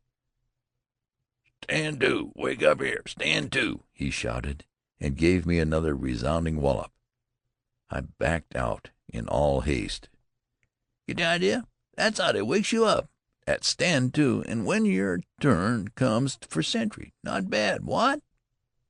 I said that it all depended on whether one was doing the waking or the sleeping, and that, for my part, when sleeping, I would lie with my head out. "You wouldn't if you belonged to our lot. They'd give it to you on the napper just as quick as on the feet. You ain't on to the game, that's all. Let me show you something." He crept inside and drew his knees up to his chest, so that his feet were well out of reach. At his suggestion, I tried to use the active service alarm clock on him, but there was not room enough in which to weld it. My feet were tingling from the effect of his blows, and I felt like the reputation for the resourcefulness of Kitchener's Mob was at stake. In a moment of inspiration I seized my rifle, gave him a dig on the shins with the butt, and shouted, "Stand to, Shorty!" He came out, rubbing his leg ruefully. "You got the idea, mate," he said. "That's just what they does when you tries to double cross 'em by pullin' your feet in. I ain't sure where I likes it best, but on the shins or the feet." This explanation of the reason for building three-sided dugouts, while not, of course, the true one, was none the less interesting, and certainly the task of arousing sleeping men for sentry duty was greatly facilitated with rows of protruding boot soles. "Simply arskin' to be it," as Shorty put it. All of the dugouts for privates and N.C.O.'s were of equal size and built on the same model, the reason being that the walls and floors, which were made of wood, and the roofs, which were corrugated iron, were put together in sections at the headquarters of the Royal Engineers, who superintended all the work of trench construction. The material was brought up at night, ready to be fitted into excavations. Furthermore, with thousands of men to house within a very limited area, space was a most important consideration. There was no room for indulging individual tastes in dugout architecture. The roofs were covered with from 3 to 4 feet of earth, which made them proof against shrapnel or shell splinters. In case of a heavy bombardment with high explosive, the men took shelter in deep and narrow slip trenches. These were blind alleyways leading off from the traveling trench, with room for from 10 to 15 men in each. At this point of the line there were none of the very deep shell-proof shelters, from 15 to 20 feet below the surface of the ground, of which I had read. Most of the men seemed to be glad of this. They preferred taking their chances in that open trench during heavy shell fire. Realists and romanticists lived side by side in the traveling trench. "My little gray home in the West" was the modest legend over one apartment. The Ritz-Carlton was next door. The Rats' Retreat, with Vermin Villa, next door. But one, the Suicide Club, was the suburban residence of some members of the bombing squad. I remarked that the bombers seemed to take a rather pessimistic view of their profession, whereupon Shorty told me that if there were any men slated for the Order of the Wooden Cross, the bombers were those unfortunate ones. In assault they were first at the enemy's position. They had dangerous work to do, even on the quietest of days. But theirs was a post of honor, and no one of them but was proud of his membership in the Suicide Club. The officers' quarters were on a much more generous and elaborate scale than those of the men. This I gathered from Shorty's description of them, for I saw only the exteriors as we passed along the trench. Those for platoon and company commanders were built along the traveling trench. The colonel, major, and adjutant lived in a luxurious palace about 50 yards down a communication trench. Near it was the officers' mess, a café de luxe with glass panels in the door, a cooking stove, a long wooden table, chairs, everything, in fact, but hot and cold running water. "You know," said Shorty, "the officers think they has to rough it, but they got it soft. I'm tellin' you, wooden bunks to sleep in, batmen to bring 'em hot water for shavin' in the mornin', all the fags they wants. Blimey, I wondered what they called livin' high." I agreed that in so far as living quarters are concerned, they were roughing it under very pleasant circumstances. However, they were not always so fortunate, as later experience proved. Here there had been little serious fighting for months, and the trenches were at their best. Elsewhere the officers' dugouts were often but little better than those of the men. The first-line trenches were connected with two lines of support or reserve trenches, built in precisely the same fashion, and each heavily wired. The communication trenches which joined them were from 7 to 8 feet deep and wide enough to permit the convenient passage of incoming and outgoing troops, and the transport of wounded back to the field dressing stations. From the last reserve line they wound on backward through the fields until troops might leave them well out of range of rifle fire. Under Shorty's guidance I saw the field dressing stations, the dugouts for the reserve ammunition supply, and the stores of bombs and hand grenades, battalion and brigade trench headquarters. We wandered from one part of the line to another through trenches, all of which were kept amazingly neat and clean. The walls were stayed with fine mesh wire to hold the earth in place. The floors were covered with boardwalks carefully laid over the drains, which ran along the center of the trench and emptied into deep wells built in recesses in the walls. I felt very much encouraged when I saw the careful provisions for sanitation and drainage. On a fine June morning it seemed probable that living in ditches was not to be so unpleasant as I had imagined it. Shorty listened to my comments with a smile. "Don't pat yourself on the back yet awhile, mate," he said. "They looks right enough now, but wait until you've seen 'em under arter and a 'eavy rain." I had this opportunity many times during the summer and autumn. A more wretched existence than that of soldiering in wet weather can hardly be imagined. The walls of the trenches caved in great masses. The drains filled to overflowing, and the trench walks were covered deep in mud. After a few hours of rain, dry and comfortable trenches became a quagmire, and we were kept busy for days afterward repairing the damage. As a machine gunner, I was particularly interested in the construction of the machine gun emplacements. The covered battle positions were very solidly built. The roofs were supported with immense logs or steel girders, covered over with many layers of sandbags. There were 2 carefully concealed loopholes looking out to a flank, but none for frontal fire, as this dangerous little weapon best enjoys catching troops in enfilade, owing to the rapidity and the narrow cone of its fire. Its own front is protected by the guns on the right and left. At each emplacement there was a range chart giving the ranges to all parts of the enemy's trenches, and to every prominent object both in front and behind them. Within this field of fire, when not in use, the gun was kept mounted and ready for action in the battle position. "But remember this," said Shorty. "You never fires from your battle position except in case of attack. When you goes out at night and 'ave a little go at Fritzie, you always takes your gun somewheres else. If you don't, you'll 'ave Minnie and Betsy Bertha and all the rest of the Krupp children comin' over to see where you live." This was a wise precaution, as we were soon to learn from experience. Machine guns are objects of special interest to the artillery, and the locality from which they are fired becomes very unhealthy for some little time thereafter. We stopped for a time at the Mudworks hairdressing parlor, a very important institution if one might judge by its patronage. It was housed in a recess in the wall of the traveling trench, and was open to the sky. There I saw the latest fashion in overseas haircuts.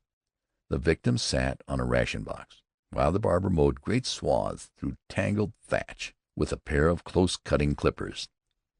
But instead of making a complete job of it, a thick fringe of hair, which resembled a misplaced scalping tuft, was left for decorative purposes just above the forehead.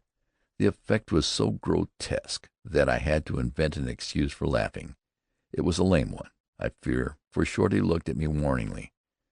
When we had gone on a little way, he said, "Ain't it a proper beauty parlor? But you got to be careful about larfin'. Some of the blokes think that 'edgerow is a regular ornament." I had supposed that a daily shave was out of the question on the firing line, but the British Tommy is nothing if not resourceful. Although water is scarce and fuel even more so, the self-respecting soldier easily surmounts difficulties, and the Gloucesters were all nice in matters pertaining to the toilet. Instead of draining their canteens of tea, they saved a few drops for shaving purposes. "It's a bit sticky," said Shorty, "but it's 'ot and not 'arf bad when you gets used to it. Now another thing you don't want to forget is this. When you're moving up for your week in the first line, always bring a bundle of firewood with you. They ain't so much as a matchstick left in the trenches. Then you wants to be savin' of it. Don't go and use it all the first day, or you'll 'ave to do without your tea the rest of the week." I remember his emphasis on the point afterward, when I saw men risking their lives in order to procure firewood. Without his tea, Tommy was a wretched being. I do not remember a day, no matter how serious the fighting, when he did not find both the time and the means for making it. Shorty was a Ph.D. in every subject in the curriculum, including domestic science. In preparing breakfast, he gave me a practical demonstration of the art of conserving a limited source of fuel, bringing our 2 canteens to a boil with a very meager handful of sticks, and while doing so he delivered an oral thesis on the best methods of food preparation. For example, there was an item of corned beef, familiarly called bully. It was a piece de resistance at every meal, with the possible exception of breakfast, when there was usually a strip of bacon. Now one's appetite for bully becomes jaded in the course of a few weeks or months. To use the German expression, one doesn't eat it gern. But it is not a question of liking it. One must eat it or go hungry. Therefore, said Shorty, save carefully all of your bacon grease, and, instead of eating your bully cold, out of the tin, mix it with breadcrumbs and grated cheese and fry it in the grease. He prepared some in this way, and I thought it a most delectable dish.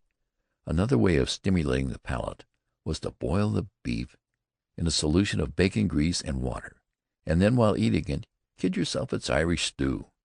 This second method of taking away the curse did not appeal to me very strongly, and Shorty admitted that he practiced such self-deception with very indifferent success. For, after all, bully was bully, in whatever form you ate it. In addition to this staple, the daily rations consisted of bacon, bread, cheese, jam, army biscuits, tea, and sugar. Sometimes they received a tinned meat and vegetables ration, already cooked, and at welcome intervals fresh meat and potatoes were substituted for corned beef. Each man got a very generous allowance of food, a great deal more, I thought, than he could possibly eat. Shorty explained this by saying that allowance was made for the amount which would be consumed by the rats and the bluebottle flies. There were, in fact, millions of flies. They settled in great swarms along the walls of the trenches, which were filled to the brim with warm light as soon as the sun had climbed a little way up the sky. Empty tin-lined ammunition boxes were used as cupboards for food. But of what avail were cupboards to a jam-loving and jam-fed British Army living in open ditches in the summer time? Fly-traps, made of empty jam tins, were set along the top of the parapet. As soon as one was filled, another was set in its place. But it was an unequal war against an expeditionary force of countless numbers. "They ain't nothin' you can do," said Shorty. "They steal the jam right off your bread." As for the rats, speaking in the light of later experience, I can say that an army corps of Pied Pipers would not have sufficed to entice away the hordes of them that infested the trenches, living like house pets on our rations. They were great lazy animals, almost as large as cats, and so gorged with food that they could hardly move. They ran over us in the dugouts at night, and flinched cheese and crackers right through the heavy waterproof covering of our haversacks. They squealed and fought among themselves at all hours. I think it possible that they were carrion eaters, but never, to my knowledge, did they attack living men. While they were unpleasant bedfellows, we became so accustomed to them that we were not greatly concerned about our very intimate associations. Our course of instruction at the Parapet-etic School was brought to a close late in the evening when we shouldered our packs, bade good-bye to our friends the Gloucesters, and marched back in the moonlight to our billets. I had gained an entirely new conception of trench life. of the difficulties involved in trench building and the immense amount of material and labor needed for the work. Americans who are interested in learning of these things at first hand will do well to make the grand tour of the trenches when the war is finished. Perhaps the 30 Continentals will seek to commercialize such advantage as misfortune has brought them, in providing favorable opportunities. Perhaps the Touring Club of France will lay out a new route, following the windings of the firing line from the Channel coast across the level fields of Flanders, over the Vosges Mountains to the borders of Switzerland. Pedestrians may wish to make the journey on foot, cooking their supper over Tommy's rusty biscuit tin stoves, sleeping at night in the dugouts, where he lay shivering with cold during the winter nights of 1914 and 1915. If there are enthusiasts who will be satisfied with only the most intimate personal view of the trenches, if there are those who would try to understand the hardships and discomforts of trench life by living it during a summer vacation, I would suggest that they remember Private Shorty Holloway's parting injunction to me. "Now don't forget, Jamie," he said as we shook hands, "always have a box of Keating's handy, and hang on to your extra shirt." End of Chapter 6. Chapter 7. Midsummer Calm. During our first summer in the trenches, there were days, sometimes weeks at a time, in the language of the official bulletins, there was nothing to report, or calm prevailed along our entire front. From the War Office point of view, these statements were doubtless true enough, but from Tommy Atkinson's point of view, calm was putting it somewhat mildly. Life in the trenches, even on the quietest days, is full of adventure, highly spiced with danger. Snipers, machine gunners, artillerymen, airmen, engineers of the opposing sides vie with each other in skill and daring in order to secure that coveted advantage, the morale. Tommy calls it the morale, but he jolly well knows when he has it and when he hasn't. There were many nights of official calm when we machine gunners crept out of the trenches with our guns to positions prepared beforehand, either in front of the line or to the rear of it. There we waited for messages from our listening patrols, who were lying in the tall grass of the front yard. They sent word to us immediately when they discovered enemy working parties building up their parapets or mending their barbed wire entanglements. We would then lay our guns according to instructions received and blaze away, each gun firing at the rate of from 300 to 500 rounds per minute. After a heavy burst of fire, we would change our positions at once. It was then that the most exciting part of our work began, for as soon as we ceased firing, there were answering fusillades from hundreds of German rifles, and within 2 or 3 minutes German field artillery began a search for us with shrapnel. We crawled from one position to another, over the open ground or along shallow ditches dug for the purpose. These offered protection from rifle fire, but frequently the shell fire was so heavy and so well directed that we were given some very unpleasant half hours, lying flat on our faces, listening to the deafening explosions and the vicious whistling of flying shrapnel. We fired from the trenches as well as in front and to the rear of them. We were, in fact, busy during most of the night, for it was our duty to see to it that our guns lived up to their reputation as weapons of opportunity and surprise. With the aid of large-scale maps, we located all of the roads within range, back of the German lines, roads which we knew were used by enemy troops moving in and out of the trenches. We located all of their communication trenches leading back to the rear, and at uncertain intervals we covered roads and trenches with bursts of searching fire. The German gunners were by no means inactive. They, too, profited by their knowledge of night life in the firing line, their knowledge of soldier nature. They knew, as did we, that the roads in the rear of the trenches are filled at night with troops, transport wagons, and fatigue parties. They knew, as did we, that men become so utterly weary of living in ditches, living in holes like rats, that they are willing to take big risks when moving in or out of the trenches, for the pure joy of getting up on top of the ground. Many a night when we were moving up for our week in the first line, or back for our week in reserve, we heard the far-off rattle of German Maxims, and in an instant the bullets would be zipping all around us. There was no need for the sharp word of command. If there was a communication trench at hand, we all made a dive for it at once. If there was not, we fell face down, in ditches, shell holes, or any place which offered a little protection from that terrible hail of lead. Many of our men were killed and wounded nightly by machine-gun fire, usually because they were too tired to be cautious, and, doubtless, we did as much damage with our own guns. It seemed to me horrible, something in the nature of murder. That advantage must be taken of these opportunities.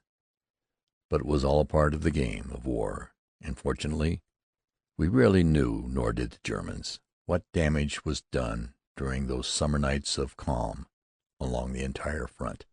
The artillerymen, both British and German, did much to relieve the boredom of those nothing-to-report days. There were desultory bombardments of the trenches at daybreak and at dusk, when every infantryman is at his post, rifle in hand, bayonet fixed, on the alert for signs of a surprise attack. If it was a bombardment with shrapnel, Tommy was not greatly concerned, for in trenches he is fairly safe from shrapnel fire. But if the shells were large caliber, high explosives, he crouched close to the front wall of the trench, lamenting the day he was foolish enough to become an infantryman. A bloomin' human ninepin, covered with dirt, sometimes half buried in fallen trench. He wagered his next week's tobacco rations that the London papers would print the same old story. Along the Western Front there is nothing to report, and usually he won. Trench mortaring was more to our liking. That is an infantryman's game, and, while extremely hazardous, the men in the trenches have a sporting chance. Everyone forgot breakfast when the word was passed down the line that we were going to mortify Fritzie. The last relief night sentries, who had just tumbled sleepily into their dugouts, tumbled out of them again to watch the fun. Fatigue parties, working in the communication trenches, dropped their picks and shovels, and came hurrying up to the first line. Eagerly, expectantly, every one waited for the sport to begin. Our projectiles were immense balls of hollow steel, filled with high explosive of tremendous power. They were fired from a small gun, placed usually in the first line of reserve trenches. A dull boom from the rear warned us that the game had started. "Thar she is! See her? Goin' true as a die! She's goin' to it! She's goin' to it!" All the boys would be shouting at once. Up it goes, turning over and over, rising to a height of several hundred feet. Then, if well aimed, it reaches the end of its upward journey directly over the enemy's line, and falls straight into his trench. There is a moment of silence, followed by a terrific explosion which throws dirt and debris high into the air. By this time every Tommy along the line is standing on the firing bench, head and shoulders above the parapet, quite forgetting his own danger in his excitement, and shouting at the top of his voice, "How's that one, Fritzie boy? Guten Morgen, you Prussian sausage wallopers! Take a bit of that home to your missus." But Fritzie could be depended upon to keep up his end of the game. He gave us just as good as we sent, and often he added something for full measures. His surprises were sausage-shaped missiles, which came wobbling towards us, slowly, almost awkwardly. But they dropped with lightning speed, and alas for any poor Tommy who misjudged the speed of its fall. However, every one had a chance. Trench mortar projectiles are so large that one can see them coming, and they describe so leisurely an arc before they fall that men have time to run. I have always admired Tommy Atkins for his sense of fair play. He enjoyed giving Fritz a little bit of all right, but he never resented it when Fritz had his own fun at our expense. In the far-off days of peace, I used to lament the fact that we had fallen upon evil times. I read of old wars with a feeling of regret that men had lost their old primal love for dangerous sport, their naive ignorance and fear. All the brave, heroic things of life were said and done, but on those trench mortaring days, when I watched boys playing with death with right good zest, heard them shouting and laughing as they tumbled over one another in their eagerness to escape it, I was convinced of my error. Daily I saw men going through the test of fire triumphantly, and at the last what a severe test it was, and how splendidly they met it.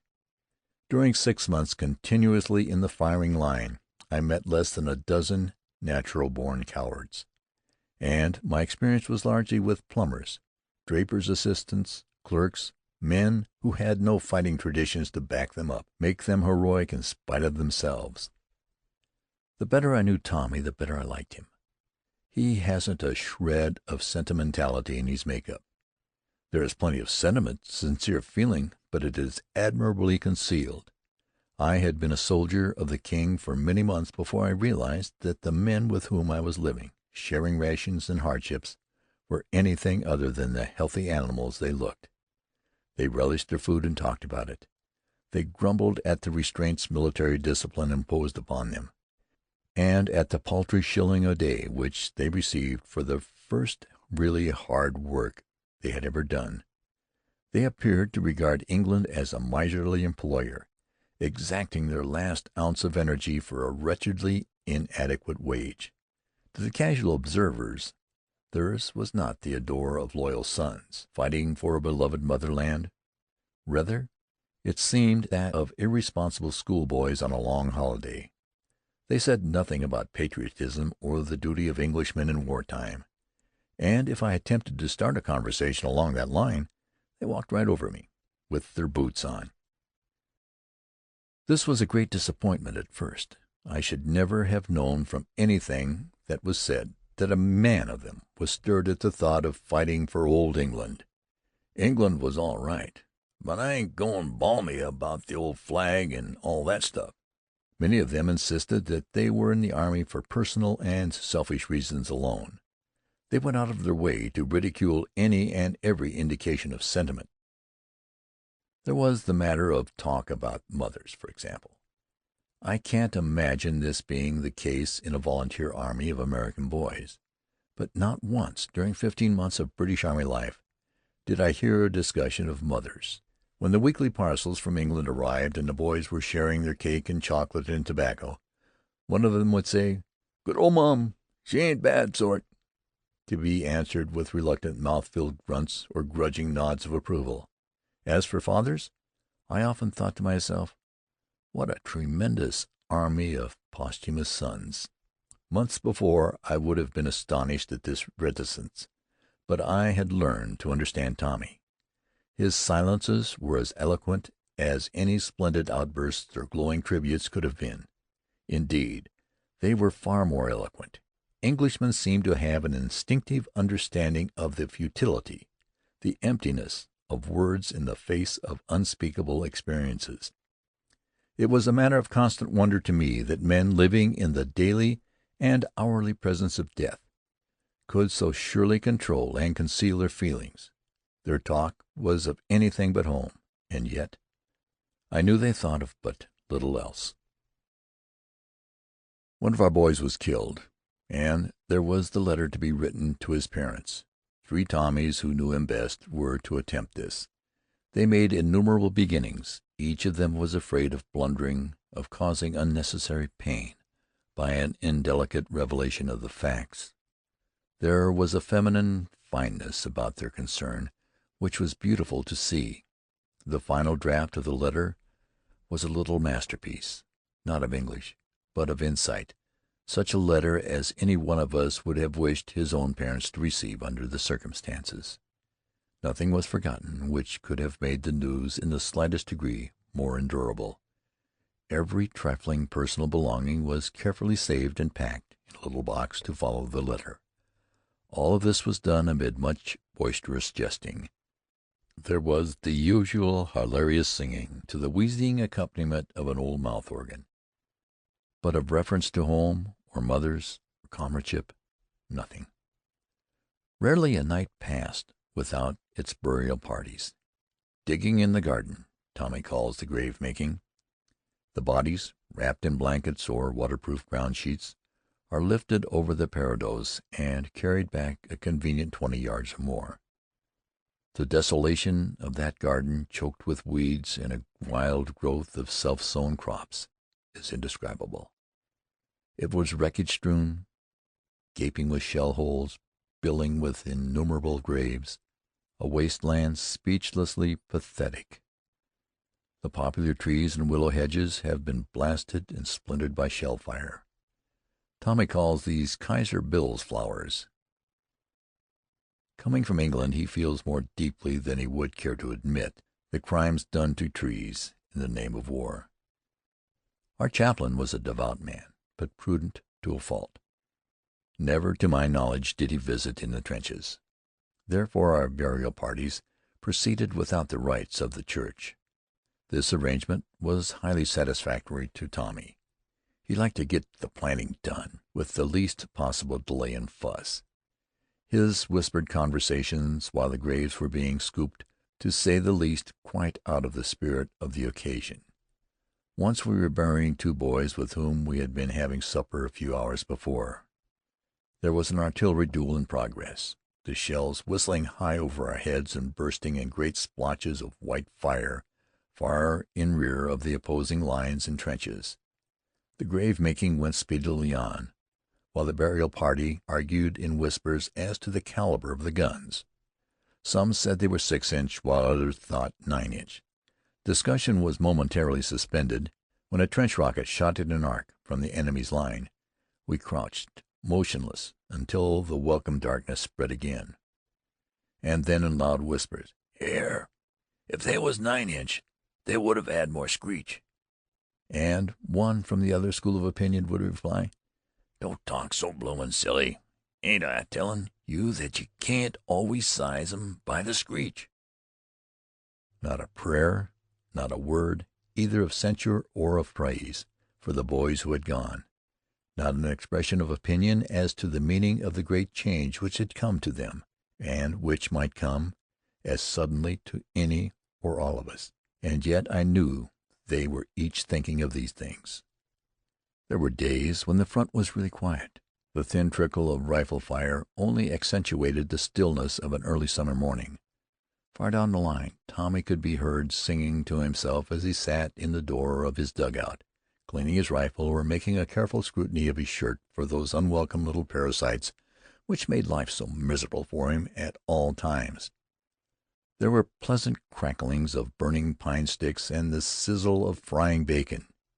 Great swarms of bluebottle flies buzzed lazily in the warm sunshine. Sometimes, across a pool of noonday silence, we heard birds singing, for the birds didn't desert us.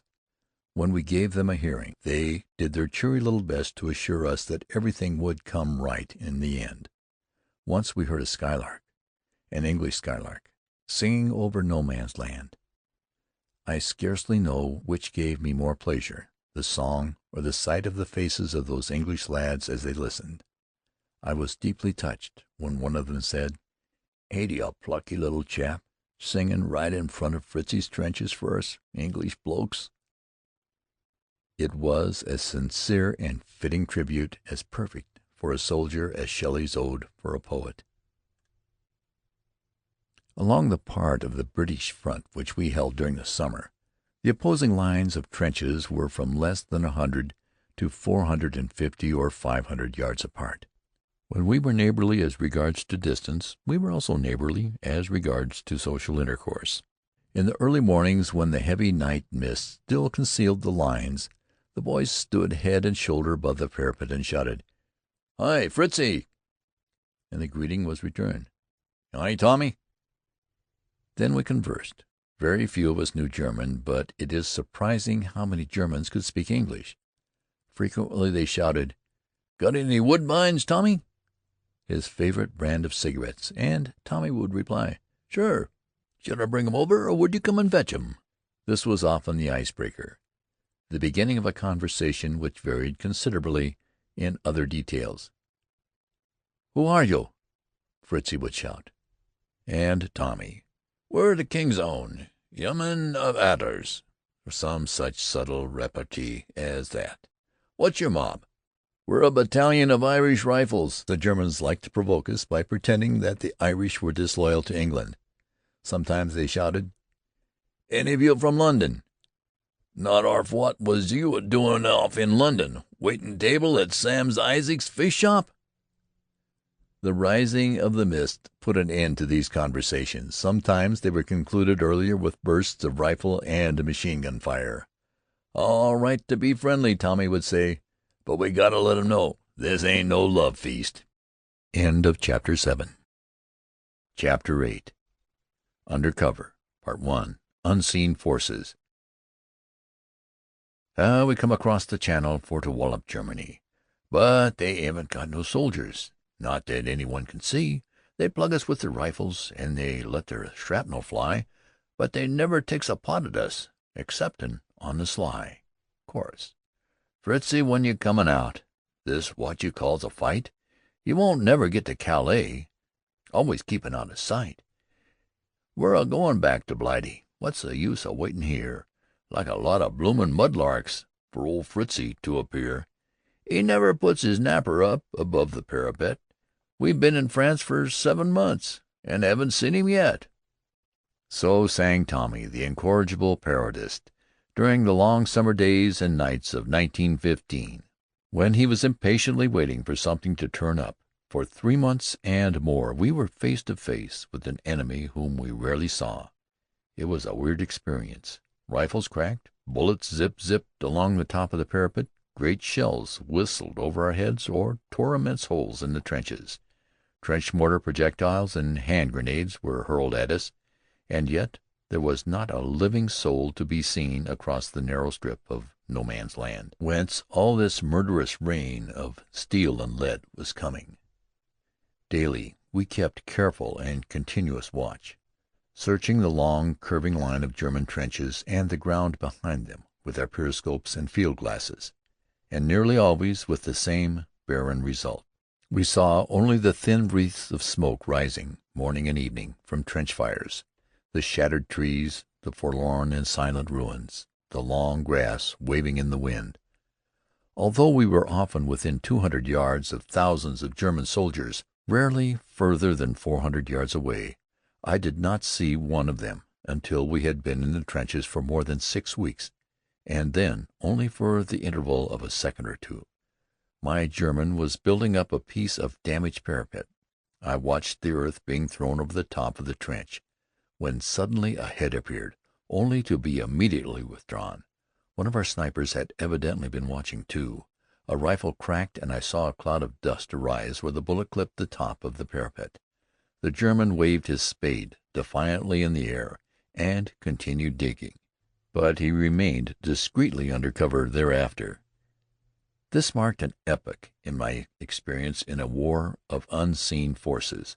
I had actually beheld a German, although Tommy insisted that it was only the old caretaker, "the bloke what keeps the trenches tidy." This mythical personage, a creature of Tommy's own fancy, assumed a very real importance during the summer, when the attractions at the Western theater of war were only mildly interesting. Karl, the caretaker, was supposed to be a methodical old man whom the Emperor had left in charge of his trenches on the Western Front during the absence of the German armies in Russia. Many were the stories told about him at different parts of the line. Sometimes he was endowed with a family. His missus and his 3 little nippers were with him, and together they were blocking the way to Berlin of the entire British army. Sometimes he was Hans the Grenadier, owing to his fondness for nightly bombing parties. Sometimes he was Minnie's husband, Minnie being the redoubtable lady known in polite military circles as Minenwerfer. As already explained, she was sausage-like in shape, and frightfully demonstrative. When she went visiting at the behest of her husband, Tommy usually contrived to be not at home, whereupon Minnie wrecked the house and disappeared in a cloud of dense black smoke. One imagines all sorts of monstrous things about an unseen enemy. The strain of constantly watching and seeing nothing became almost unbearable at times. We were often too far apart to have our early morning interchange of courtesies, and then the constant of bullets annoyed and exasperated us. I, for one, welcomed any evidence that our opponents were fathers and husbands and brothers, just as we were. I remember my delight one fine summer morning at seeing 3 great kites soaring above the German line. There is much to be said for men who enjoy flying kites. Once they mounted a dummy figure of a man on their parapet. Tommy had great sport shooting at it, the Germans jiggling its arms and legs in a most laughable manner whenever a hit was registered. In their eagerness to get a good bead on the figure, the men threw caution to the winds and stood on the firing benches, shooting over the top of the parapet. Fritz and Hans were true sportsmen while the fun was on, and did not once fire at us. Then the dummy was taken down, and we returned to the more serious game of war with old deadly earnestness. I recall such incidents with joy, as I remember certain happy events in childhood. We needed these trivial occurrences to keep us sane and human. There were not many of them, but such as there were, we talked of for days and weeks afterward. As for the matter of keeping out of sight, there was a good deal to be said on both sides. Although Tommy was impatient with his prudent enemy, and sang songs twitting him about always keeping under cover, he did not usually forget, in the daytime at least, to make his own observations of the German line with caution. Telescopic sights have made the business of sniping an exact science. They magnify the object aimed at many diameters, and if it remains in view long enough to permit the pulling of a trigger, the chances of a hit are almost 100%. 2. The butt-notcher. Snipers have a roving commission. They move from one part of the line to another, sometimes firing from carefully concealed loopholes in the parapet, sometimes from snipers' nests in trees or hedges. Often they creep out into the tall grass of no man's land. There, with a plentiful supply of food and ammunition, they remain for a day or two at a time, lying in wait for victims. It was a cold-blooded business, and hateful to some of the men.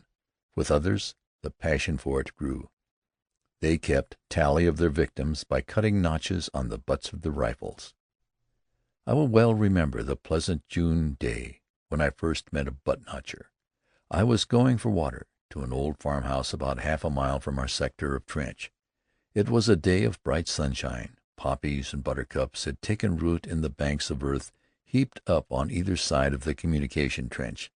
They were nodding their heads as gaily in the breeze as of old Wordsworth's daffodils in the quiet countryside at Royal Mount. It was a joy to see them there, reminding one that God was still in his heaven. Whatever might be wrong with the world, it was a joy to be alive, a joy which one could share unselfishly with friend and enemy alike. The colossal stupidity of war was never more apparent to me than upon that day. I hated my job, and if I hated any man, it was the one who had invented the murderous little weapon known as the machine gun. I longed to get out on top of the ground. I wanted to lie at full length in the grass, for it was June, and nature has a way of making one feel the call of June, even from the bottom of a communication trench 7 feet deep. Flowers and grass peep down at one, and white clouds sail placidly across the strip of blue we prisoners call the sky. I felt that I must see all of the sky and see it at once. Therefore I set down my water cans, one on top of the other, stepped up on them, and was soon over the top of the trench, crawling through the tall grass towards a clump of willows about 50 yards away. I passed 2 lonely graves, with their wooden crosses hidden in depths of shimmering, wavering green, and found an old rifle, its stock weather-warped and the barrel eaten away with rust. The ground was covered with tin cans, fragments of shell casing, and rubbish of all sorts, but it was hidden from view. Men had been laying waste the earth during the long winter, and now June was healing the wounds with flowers and cool green grasses. I was sorry that I went to the willows, for it was there that I found the sniper. He had a wonderfully concealed position, which was made bullet-proof with steel plates and sandbags, all covered so naturally with growing grass and willow bushes that it would have been impossible to detect it at a distance of 10 yards. In fact, I would not have discovered it had not been for the loud crack of a rifle sounding so close at hand. I crept on to investigate and found the sniper looking quite disappointed. "Missed a blighter," he said. Then he told me that it wasn't a good place for a sniper's nest at all. For one thing, it was too far back, nearly a half-mile from the German trenches. Furthermore, it was a mistake to plant a nest in a solitary clump of willows such as this. A clump of trees offers too good an aiming mark for artillery. Much better to make a position right out in the open. However, so far he had not been annoyed by shell fire. A machine gun had searched for him, but he had adequate cover from machine gun fire. "But blimey, you ought to 'a' heard 'em a row when the bullets was a smackin' against the sandbags. Somebody was a knockin' at the door, I give you my word." However, it wasn't such a dusty little coop, and he had a good field of fire. He had registered 4 hits during the day, and he proudly displayed 4 new notches on a badly notched butt in proof of the fact. "There's a big 'ole where the artillery pushed in their parapet last night. That's where I caught me larst one, 'bout 'arf an hour ago. The bloke goes by every little while and forgets to duck his napper. Take your field glasses and watch me clip the next one. Quarter left it is, this side of the old house with the 'ole in the wall." I focused my glasses and waited. Presently he said in a very cool, matter-of-fact voice, "There's one comin'. See him? He's carrying a plank. You can see it sticking up above the parapet. He's a-goin' to get a nasty one if he don't duck when he comes out of that 'ole." I found the moving plank and followed it along the trench as it approached nearer and nearer to the opening. And I was guilty of the most unprofessional conduct, for I kept thinking as hard as I could, "Duck, Fritzie! Whatever you do, duck when you come to that hole." And surely enough he did. The plank was lowered into the trench just before the opening was reached, and the top of it reappeared again a moment later on the other side of the opening. The sniper was greatly disappointed. "Now wouldn't that give you the camel's hump?" he said. "I believe you're a joner for me, matey." Presently another man carrying a plank went along the trench, and he ducked too. "Grease off, Jerry," said the butt-notcher. "You're bringing me bad luck. However, they probably got the place tapped. They lost one man there, and they won't lose another, not if they knows it." I talked with many snipers at different parts of the line. It was interesting to get their points of view, to learn what their reaction was to their work. The butt-notchers were very few. Although snipers invariably took pride in their work, it was the sportsman pride in good marksmanship rather than the love of killing for its own sake. The general attitude was that of a corporal whom I knew. He never fired hastily, but when he did pull the trigger, his bullet went true to the mark. "You can't help feelin' sorry for the poor blighters," he would say, "but it's us or them, and every one you knocks over means one of our blokes saved." I have no doubt that the Germans felt the same way about us. At any rate, they thoroughly believed in a policy of attrition, and in carrying it out they often wasted thousands of rounds in sniping every yard of our parapet. The sound was deafening at times, particularly when there were ruined walls of houses or a row of trees just back of our trenches. The ear-splitting reports were hurled against them, and seemed to be shattered into thousands of fragments, the sound rattling and tumbling on until it died away far in the distance. 3. Night Routine. Meanwhile, like fugitive inhabitants of an infamous underworld, we remained hidden in our lairs in the daytime, waiting for night when we could creep out of our holes and go about our business under cover of darkness. Sleep is a luxury indulged in but rarely in the first-line trenches.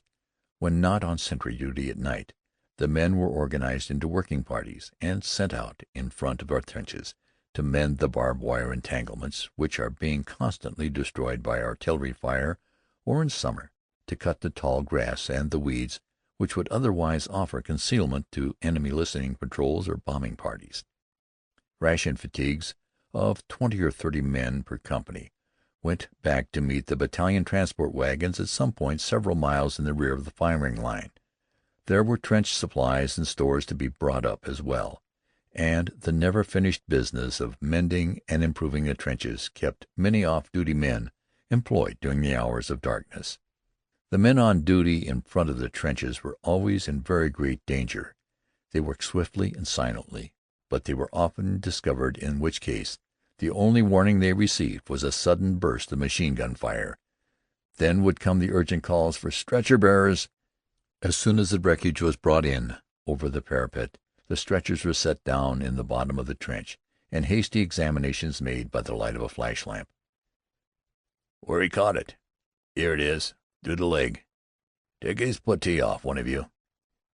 Easy now, it's smashed to the bone. Stick it, matey. We'll soon have you as right as rain. For God's sake, boys, go easy as giving me hell. Let up just a minute. Many a conversation of this sort did we hear at night when the field dressings were being put on.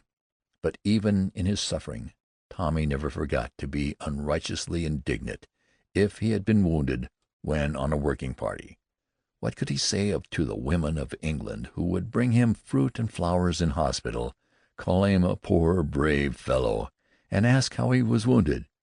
He had enlisted as a soldier, and as a reward for his patriotism the government had given him a shovel, and here I am, working like a bloomin' navvy, filling sandbags full of France, when and up and gets plugged.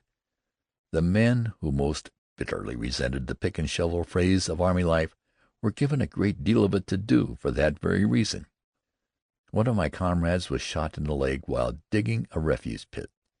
The wound was a bad one, and he suffered much pain, but the humiliation was even harder to bear. What could he tell them at home?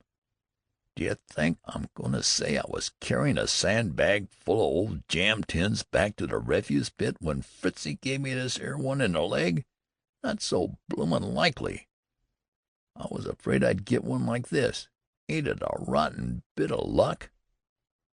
If he had to be a casualty, Tommy wanted to be an interesting one. He wanted to fall in the heat of battle, not in the heat of inglorious fatigue duty. But there was more heroic work to be done, going out on listening patrol, for example. One patrol, consisting of a sergeant or corporal and 4 or 5 privates, was sent out from each company. It was the duty of these men to cover the area immediately in front of the company lines of trench, to see and hear without being discovered, and to report immediately any activity of the enemy, above or below ground, of which they might learn. They were on duty for from 3 to 5 hours, and might use a wide discretion in their prowlings, provided they kept within the limits of frontage allotted to their own company, and returned to the meeting place where the change of relief was made. These requirements were not easily complied with, unless there were trees or other prominent landmarks standing out against the sky, by means of which the patrol could keep its direction. The work required, above everything else, cool heads and stout hearts. There was the ever-present danger of meeting an enemy patrol or bombing party, in which case they could not be avoided.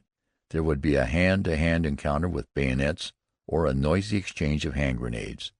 There was danger, too, of a false alarm started by a nervous sentry. It needs but a moment for such an alarm to become general. So great is the nervous tension at which men live on the firing line. Terrific fusillades from both sides followed, while the listening patrols flattened themselves out on the ground and listened, in no pleasant frame of mind, to the bullets whistling over their heads. But at night, and under the stress of great excitement, men fire high. Strange as it may seem, one is comparatively safe even in the open when lying flat on the ground. Bombing affairs were of almost nightly occurrence. Tommy enjoyed these extremely hazardous adventures, which he called "carrying a apparoth 8 to Fritzie, a halfpenny worth of 8, consisting of 6 or a dozen hand grenades, which he hurled into the German trenches from the far side of their entanglements.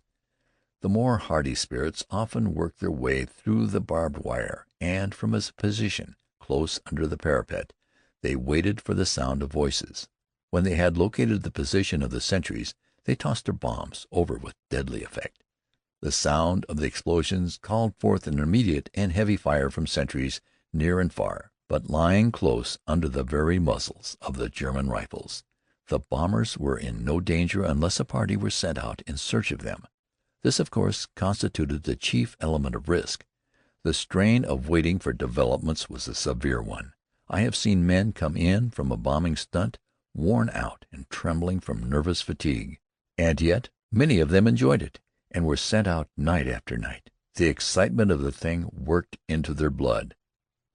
Throughout the summer there was a great deal more digging to do than fighting, for it was not until the arrival on active service of Kitchener's armies that the construction of the double line of reserve or support trenches was undertaken. From June until September this work was pushed rapidly forward. There were also trenches to be made in advance of the original firing line, for the purpose of connecting and advancing points and removing dangerous salients. At such times there was no loafing until we had reached a depth sufficient to protect us both from view and from fire. We picked and shoveled with might and main, working in absolute silence, throwing ourselves flat on the ground whenever a trench rocket was sent up from the German lines. Casualties were frequent, but this was inevitable, working as we did in the open, exposed to every chance shot of an enemy sentry. The stretcher-bearers lay in the tall grass close at hand, awaiting the whispered word, "Stretcher-bearers, this way!" And they were kept busy during much of the time we were at work, carrying the wounded to the rear. It was surprising how quickly men became accustomed to the nerve-trying duties in the firing line. Fortunately for Tommy, the longer he is in the army, the greater becomes his indifference to danger. His philosophy is fatalistic. "What is to be will be," is his only comment when one of his comrades is killed. A bullet or a shell works with such lightning speed. The danger is past before one realizes it is at hand. Therefore men work doggedly, carelessly, and in the background of consciousness there is always the comforting belief, common to all soldiers, that others may be killed, but somehow I shall escape. The most important in trench duty, as well as the most wearisome one for men, is their period of sentry go. 8 hours in 24, 4 two-hour shifts. Each man stands at his post on the firing line, rifle in hand, keeping a sharp lookout over the front yard. At night he observes as well as he can over the top of the parapet. In the daytime by means of his periscope. Most of our large periscopes were shattered by keen-sighted German snipers. We used a very good substitute, one of the simplest kind, a piece of broken pocket mirror placed on the end of a split stick and set up at an angle on top of the parados. During the 2 hours of sentry duty we had nothing to do other than keep watch and keep awake. The latter was by far the most difficult business at night. "Here, Sergeant," Tommy would say as the platoon sergeant felt his way along the trench in the darkness. "When is the next relief comin' on? Your watch needs a good blacksmith. I've been on sentry 3 hours if I've been a minute. Never you mind about my watch, son. You got another 45 minutes to go." "Will you listen to that, you blokes? Say, I could make you a better timepiece out of my old bully tin, I'm tellin' you straight. I'll be asleep when you come around again." But he isn't. Although the temptation may be great, Tommy isn't longing for a court-martial. When the platoon officer or the company commander makes his hourly rounds, flashing his electric pocket lamp before him, he is ready with a cheery, "Post all correct, sir." He whistles or sings to himself until, at last, he hears the platoon sergeant waking the next relief by whacking the soles of their boots with his rifle butt. "Wake up here. Come along, my lads. Your sentry go." End of chapter 8. Chapter 9 Billets Cave life had its alleviations, and chief among these was the pleasure of anticipating our week in reserve. We could look forward to this with certainty. During the long stalemate on the Western Front, British military organization has been perfected until in times of quiet it works with the monotonous smoothness of a machine. Even during periods of prolonged and heavy fighting there is but little confusion. Only twice during 6 months of campaigning did we fail to receive our daily post of letters and parcels from England, and then we were told the delay was due to mine-sweeping in the Channel. With every detail of military routine carefully thought out and every possible emergency provided for in advance, we lived as methodically in the firing line as we had during our months of training in England. The movements of troops in and out of the trenches were excellently arranged and timed. The outgoing battalion was prepared to move back as soon as the relief had taken place. The trench-water cans had been filled, an act of courtesy between battalions, the dugouts thoroughly cleaned, and the refuse buried. The process of taking over was a very brief one. The sentries of the incoming battalion were posted, and listening patrols sent out to relieve those of the outgoing battalion, which then moved down the communications trenches, the men happy in the prospect of a night of undisturbed sleep. Second only to sleep in importance was the fortnightly bath. Sometimes we cleaned ourselves, as best we could, in muddy little duck ponds, populous with frogs and green with scum. But oh, the joy when our march ended at a military bathhouse! The government had provided these whenever possible, and for several weeks we were within marching distance of one. There we received a fresh change of underclothing, and our uniforms were fumigated, while we splashed and scrubbed in great vats of clean, warm water. The order, "Everybody out," was obeyed with great reluctance, and usually not until the bath attendants of the Army Service Corps enforced it with the cold water hose. Tommy, who has a song for every important ceremonial, never sang "Rule Britannia" with the enthusiasm which marked his rendition of the following chorus: "Whiter than the whitewash on the wall, whiter than the whitewash on the wall. If you're leading us to slaughter, leave us have our soap and water first. Then we'll be whiter than the whitewash on the wall." When out of the firing line, we washed and mended our clothing and scraped a week's accumulation of mud from our uniforms. Before breakfast we were inflicted with the old punishment, Swedish drill. "Gott strafe Sweden," Tommy would say, as he puffed and perspired under a hot August sun. But he was really glad that he had no choice but to submit. In the trenches there was little opportunity for vigorous exercise, and our arms and legs became stiff with the long inactivity. Throughout the mornings we were busy with a multitude of duties. Arms and equipment were cleaned and inspected, machine guns thoroughly overhauled, gas helmets sprayed, and there was frequent instruction in bomb throwing and bayonet fighting in preparation for the day to which every soldier looks forward with some misgiving, but with increasing confidence, the day when the enemy shall be driven out of France. Classes in grenade fighting were under the supervision of officers of the Royal Engineers. In the early days of the war there was but one grenade in use, and that a crude affair made by the soldiers themselves. An empty jam tin was filled with explosive and scrap iron, and tightly bound with wire. A fuse was attached, and the bomb was ready for use. But England early anticipated the importance which grenade fighting was to play in trench warfare.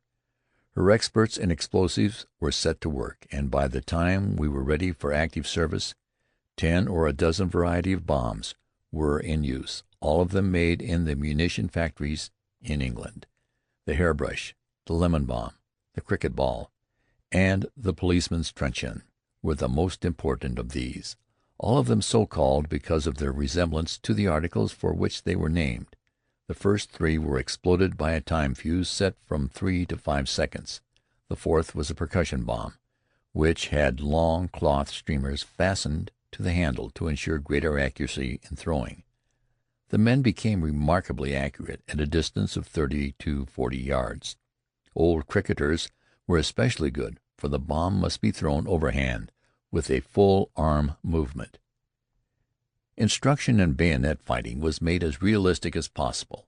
Upon a given signal we rushed forward, jumping in and out of successive lines of trenches, where dummy figures, clad in the uniforms of German foot soldiers, to give zest to the game, took our blades both front and rear with conciliatory indifference.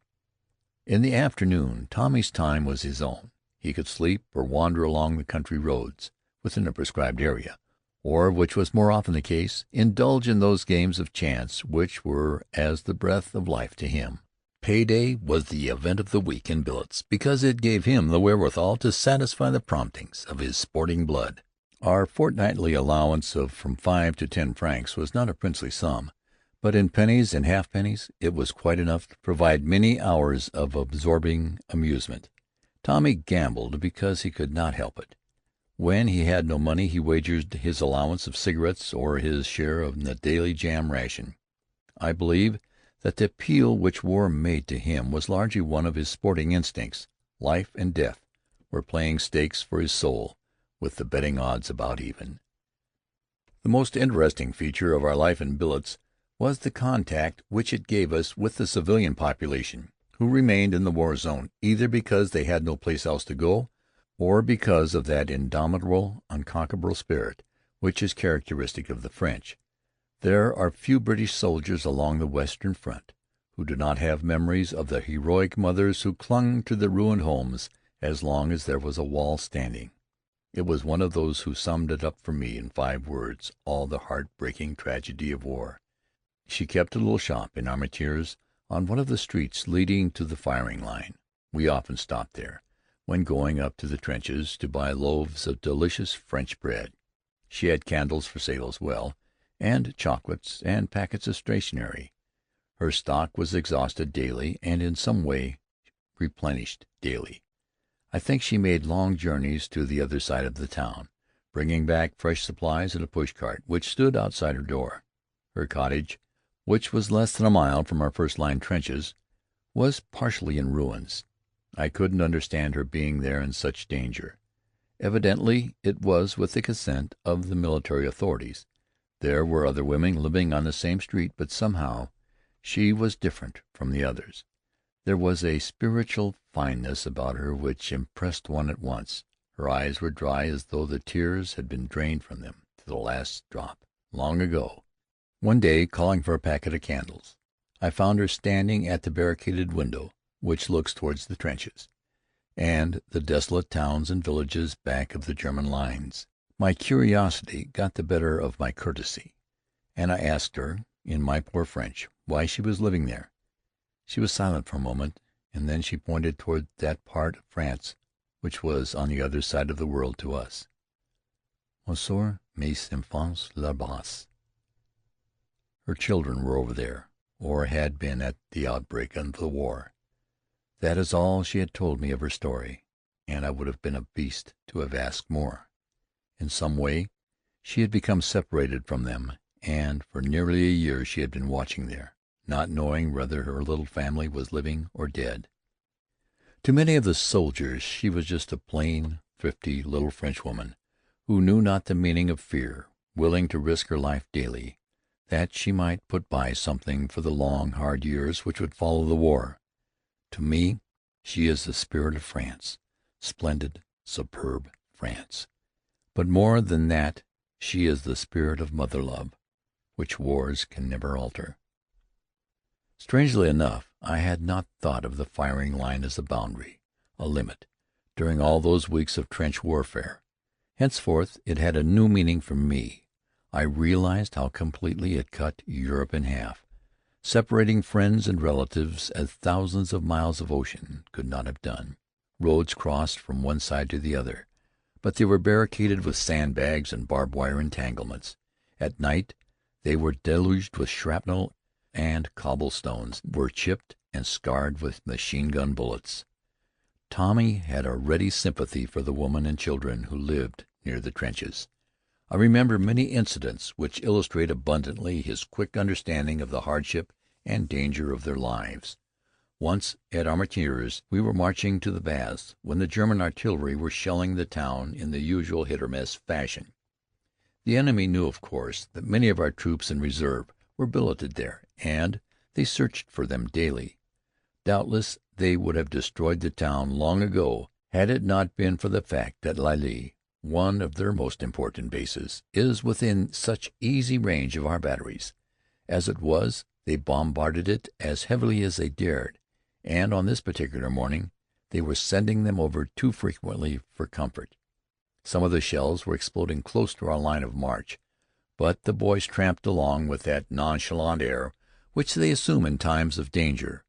One immense shell struck an empty house less than a block away and sent the masonry flying in every direction. The cloud of brick dust shone like gold in the sun.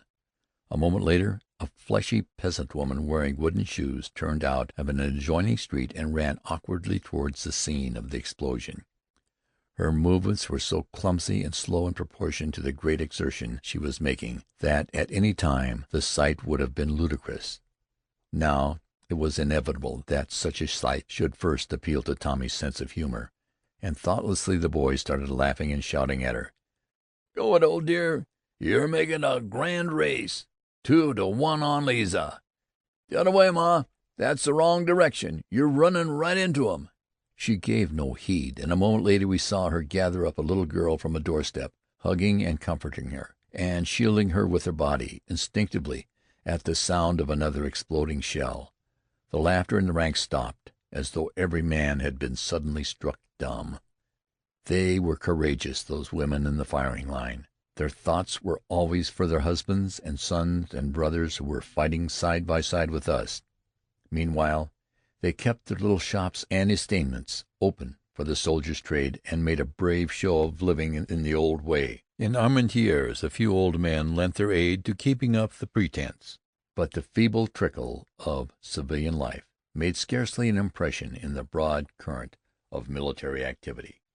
A solitary postman, with a mere handful of letters, made his morning rounds of echoing streets, and bent old men with newspapers hobbled slowly along the Rue Sade-Carnot, shouting "Le Matin, Le Journal" to boarded windows and bolted doors.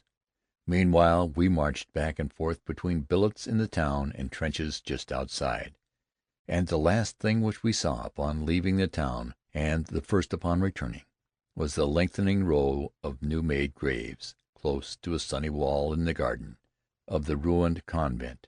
It was a pathetic little burial plot, filled with the bodies of women and children who had been killed in German bombardments of the town.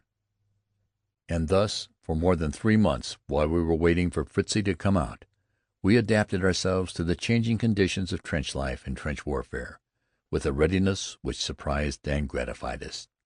Our very practical training in England had prepared us in a measure for simple and primitive living, but even with such preparation we had constantly to revise downward our standards. We lived without comforts which formerly we had regarded as absolutely essential. We lived a life so crude and rough that our army experiences in England seemed utopian by comparison, but we throve splendidly. A government, paternalistic in its solicitude for our welfare, had schooled our bodies to withstand hardships and to endure privations. In England we had been inoculated and vaccinated, whether we would or no, and the result was that fevers were practically non-existent in the trenches. What little sickness there was due to inclement weather rather than to unsanitary conditions. Although there were sad gaps in our ranks, the trench and camp fevers prevalent in other wars were not responsible for them. Bullets, shells, and bombs took their toll day by day, but so gradually that we had been given time to forget that we had ever known the security of civilian life.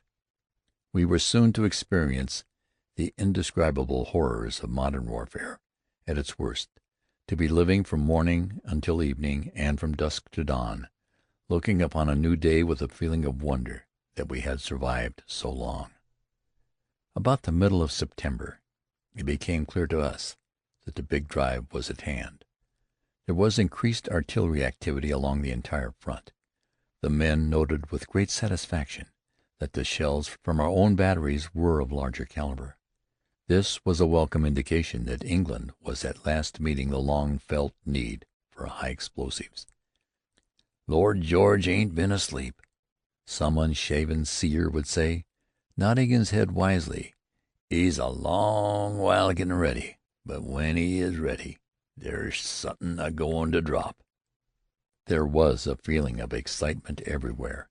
The men looked to their rifles with greater interest. They examined more carefully their bandoliers of ammunition and their gas helmets, and they were thoughtful about keeping their metal pocket mirrors and their cigarette cases in their left-hand breast pockets. For any Tommy can tell you of miraculous escapes from death due to such a protective armoring over the heart. The thunder of the guns increased with every passing day. The fire appeared to be evenly distributed over many miles of frontage. In moments of comparative quiet along our sector, we could hear them muttering and rumbling miles away to our right and left. We awaited developments with the greatest impatience, for we knew that this general bombardment was but a preliminary one for the purpose of concealing until the last moment the plan of attack, the portion of the front where the great artillery concentration would be made and the infantry assault pushed home. Then came sudden orders to move. Within 24 hours the roads were filled with the incoming troops of a new division. We made a rapid march to a railhead, entrained, and were soon moving southward by an indirect route, southward, towards the sound of the guns, to take an inconspicuous part in the battle at Loos. Chapter 10. New Lodgings. 1. Moving in. We were wet and tired and cold and hungry, for we had left the train miles back of the firing line and had been marching through the rain since early morning. But, as the sergeant said, "A bloke standin' by the side of the road watchin' this 'ere column pass would think we was a-goin' to a Sunday school picnic." The roads were filled with endless processions of singing, shouting soldiers. Seen from a distance, the long columns gave the appearance of imposing strength. One thought of them as battalions, brigades, divisions, cohesive parts of a great fighting machine. But when our lines of march crossed, when we halted to make way for each other, what an absorbing pageant of personality! Each rank was a series of intimate pictures. Everywhere there was laughing, singing, a merry ministry of mouth organs. The jollity on my part of the line was doubtless a picture in little of what was happening elsewhere. We were anticipating the exciting times just at hand. Mac, who was blown to pieces by a shell a few hours later, was dancing in and out of the ranks singing, "Oh, won't it be joyful? Oh, won't it be joyful?" Preston, who was killed at the same time, threw his rifle in the air and caught it again in sheer excess of animal spirits. 3 rollicking lads, all of whom we buried during the week in the same shell hole under the same wooden cross, stumbled with an exaggerated show of utter weariness, singing, "We never know till now how muddy mud is. We never know how muddy mud could be." And little Charlie Harrison, who had fibbed bravely about his age to the recruiting officer, trudged contentedly along, his rifle slung jauntily over his shoulder, and munched army biscuit with all the relish of an old campaigner. Several days later he said good-bye to us, and made the journey back the same road, this time in a motor ambulance. And as I write, he is hobbling about a London hospital ward, one trouser leg pathetically empty. I remember that march in the light of our later experiences, in the light of the official report of the total British casualties at Loos. 60,000 British lads killed, wounded, and missing, marching 4 abreast, a column of casualties miles in length. I see them plodding light-heartedly through the mud as they did on that gray September day, their faces wet with the rain. And a bloke standin' by the side of the road would think they was a-goin' to a Sunday school picnic. The sergeant was in a talkative mood. "Listen to them guns barkin'. We're in for it this time straight." Then, turning to the men behind, "Have you got your wills made out, you lads? You're a-goin' to see a scrap presently, and it ain't a-goin' to be no flea bite, I give you my word." "Right you are, Sergeant. I'm leavin' me razor to 'is Majesty. 'Ope 'e'll take the 'int." Strike me pink, Sergeant. You gettin' cold feet? Let's sing 'em. I want to go home. Get 'em to cryin' like a baby. Where's your mouth organ, Ginger? Right o, Mike. It's weepy now. Slow march. I want to go home. I want to go home. Jack Johnson's coal boxes and shrapnel. Oh, Lor, I don't want to go in the trenches no more. Send me across the sea, where the Allemand can't shoot me. Oh, my, I don't want to die. I want to go home. It is one of the most plaintive and yearning of soldiers' songs. Jack Johnsons and coal boxes are two greatly dreaded types of high explosive shells which Tommy would much rather sing about than meet. "Wait," the sergeant said, smiling grimly. "Just wait till we see the end o' this 'ere march. You'll be singin' that song out of the other side of your faces." We halted in the evening at a little mining village, and were billeted for the night in houses, stables, and even in the water-soaked fields, for there was not sufficient accommodation for all of us. With a dozen of my comrades, I slept on the floor in the kitchen of a miner's cottage, and listened far into the night to the constant procession of motor ambulances, the tramp of marching feet, the thunder of guns, the rattle of windows, and the sound of breaking glass. The following day we spent cleaning our rifles, which were caked with rust, and in washing our clothes. We had to put these still wet into our packs, for at dusk we fell in column of route, along the village street where our officers told us what was before us. I remember how vividly and honestly one of them described the situation. "Listen carefully, men. We are moving off in a few moments to take over captured German trenches on the left of Loos. No one knows yet just how the land lies there. The reports we have had are confused and rather conflicting. The boys you are going to relieve have been having a hard time. The trenches are full of dead. Those who are left are worn out with the strain, and they need sleep. They won't care to stop long after you come in, so you must not expect much information from them. You will have to find out things for yourselves, but I know you well enough to feel certain that you will. From now on you'll not have it easy. You will have to sit tight under a heavy fire from the German batteries. You will have to repulse counterattacks, for they will make every effort to retake those trenches. But remember, you're British soldiers. Whatever happens, you've got to hang on." We marched down a road nearly a foot deep in mud. It had been churned to a thick paste by thousands of feet, all the heavy wheel traffic incident to the business of war. The rain was still coming down steadily, and it was pitch dark, except for the reflected light on the low-hanging clouds of the flashes from guns of our batteries and those of the bursting shells of the enemy. We halted frequently to make way for long files of ambulances which moved as rapidly as the darkness and the awful condition of the roads would permit.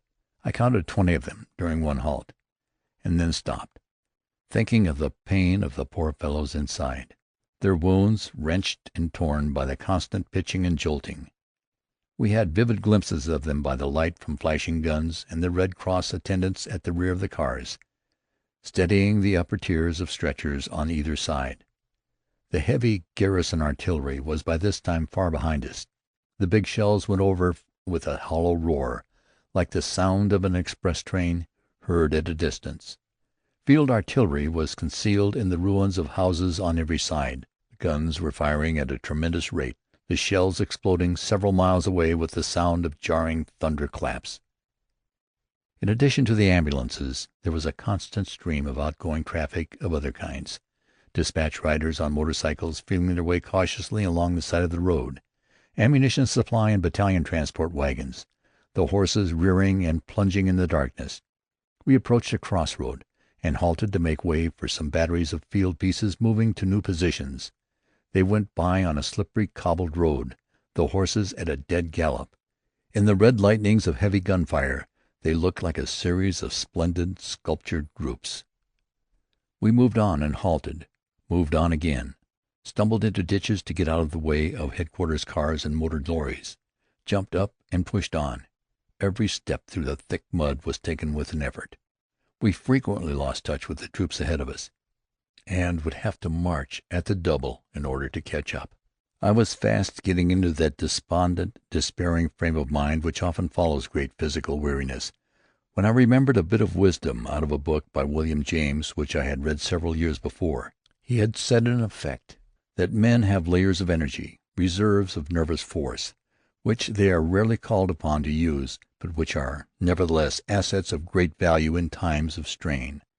I had occasion to test the truth of this statement during that night march, and at intervals later when I felt I had reached the end of my resources of strength. And I found it to be practical wisdom which stood me in good stead on more than one occasion. We halted to wait for our trench guide at the village of Vermelles, about 3 miles back of our lines. The men lay down thankfully in the mud, and many were soon asleep despite the terrific noise. Our batteries, concealed in the ruins of houses, were keeping up a steady fire, and the German guns were replying almost as hotly. The weird flashes lit up the shattered walls with a fascinating, bizarre effect. By their light I saw men lying with their heads thrown back over their pack-sacks, the rifles leaning across their bodies, others standing in attitudes of suspended animation. The noise was deafening. One was thrown entirely upon his own resources for comfort and companionship, for it was impossible to converse. While we were waiting for the order to move, a homeless dog put his cold nose into my hand. I patted him, and he crept up close beside me. Every muscle in his body was quivering. I wanted to console him in his own language, but I knew very little French, and I should have had to shout into his ear at the top of my voice to have made myself heard. When we marched on I lost him, and I never saw him again. There was a further march of 2½ miles over open country, the scene of the great battle. The ground was a maze of abandoned trenches, and was pitted with shell holes. The clay was so slippery, and we were so heavily loaded, that we fell down at every step. Some of the boys told me afterwards that I cursed like blue blazes all the way up. I was not conscious of this, but I can readily understand that it may have been true. At any rate, as a result of that march, I lost what reputation I had for being temperate in the use of profanity. We crossed what had been the first line of British trenches, which marked the starting point of the advance, and from there the ground was covered with the bodies of our comrades, men who had done their bit, as Tommy says, and would never go home again. Some were huddled in pathetic little groups of 2 or 3, as they might have crept together for companionship before they died. Some were laying face downward, just as they had fallen, others in attitudes revealing dreadful suffering. Many were hanging upon the tangles of German barbed wire, which the heaviest of bombardments never completely destroys. We saw them only by the light of distant trench rockets, and stumbled on them and over them when the darkness returned. It is an unpleasant experience, marching under fire on top of the ground, even though it is dark and the enemy is shelling haphazardly. We machine gunners were always heavily loaded. In addition to the usual infantryman's burden, we had our machine guns to carry, and our ammunition, water supply, tools, and instruments. We were very eager to get under cover, but we had to go slowly. By the time we reached our trench, we were nearly exhausted. The men whom we were to relieve were packed up, ready to move out, when we arrived. We threw our rifles and equipment on the parapet, and stood close to the side of the trench to allow them to pass. They were cased in mud. Their faces, which I saw by the glow of matches or lighted cigarettes, were haggard and worn. A week's growth of beard gave them a wild and barbaric appearance. They talked eagerly. They were hysterically cheerful, voluble from sheer nervous reaction. They had the prospect of getting away for a little while from the sickening horrors, the sight of maimed and shattered bodies, the deafening noise, the nauseating odor of decaying flesh. As they moved out, there were the usual conversations which take place between incoming and outgoing troops. "What sort of week you had, mate?" "It ain't been a week, son. It's been a lifetime. Lucky for us you blokes came in just when you did. We've about reached the limit." "How far we got to go for water?" "About 2 miles. Awful journey. Take you all night to do it. You got to stop every minute. There's so much traffic along that trench. Go down Stanley Road about 500 yards. Turn off to your left on Essex Alley. Then your first right brings you right out by the 'ouse where the pump is. There's a straight tip. Send your water fatigue down early in the morning, 3 o'clock at the latest. They's thousands using that well, and she goes dry after you a little while. You blokes want any souvenirs? All you got to do is pick 'em up. Helmets, revolvers, rifles, German diaries. You wait till morning. You'll see plenty." "Is this the last line of Fritz's trenches?" "Can't tell you, mate. All we know is we got here somehow, and we been a-holdin' on. My God, it was awful. They calmed down a bit to-night. You blokes is lucky, comin' in just when you did. I ain't got a pal left of my section. You'll see some of 'em. We ain't had time to bury 'em." They were soon gone, and we were left in ignorance of the situation. We knew only approximately the direction of the living enemy, and the dead spoke to us only in dumb show, telling us unspeakable things about the horrors of modern warfare. Fortunately for us, the fire on the German batteries during our first night in captured trenches was directed chiefly upon positions to our right and left. The shells from our own batteries were exploding far in advance of our sector of trench, and we judged from this that we were holding what had been the enemy's last line, and that the British artillery were shelling the line along which they would dig themselves in anew. We felt more certain of this later in the night, when working parties were sent from the battalion to a point 1,200 yards in front of the trenches we were then holding. They were to dig a new line there, to connect the intrenchments which had been pushed forward on either side of us. At daybreak we learned that we were slightly to the left of Hill 70. Holloway, a small village still in possession of the Germans, was to our left front. Midway between Hill 70 and Holloway, and immediately to the front of our position, there was a long stretch of open country which sloped gently forward for 600 or 800 yards, and then rose gradually toward the skyline. In the first assault the British troops had pushed on past the trenches we were holding, and had advanced up the opposite slope, nearly a mile further on. There they started to dig themselves in, but an unfortunate delay in getting forward had given the enemy time to collect a strong force of local reserves behind his second line, which was several hundred yards beyond. So heavy a fire had been concentrated upon them that the British troops had been forced to retire to the line we were then occupying. They had met with heavy losses both in advancing and retiring, and the ground in front of us for nearly a mile was strewn with bodies. We did not learn all of this at once. We knew nothing of our exact position during the first night, but as there appeared to be no enemy within striking distance of our immediate front, we stood on the firing benches, vainly trying to get our bearings. About 1 o'clock we witnessed the fascinating spectacle of a counterattack at night. It came with dramatic suddenness, the striking, spectacular display of a motion picture battle. The pictorial effect seemed extravagantly overdrawn. There was a sudden hurricane of rifle and machine gun fire, and in an instant all the desolate landscape was revealed under the light of innumerable trench rockets. We saw the enemy advancing in irregular lines to the attack. They were exposed to a pitiless infantry fire.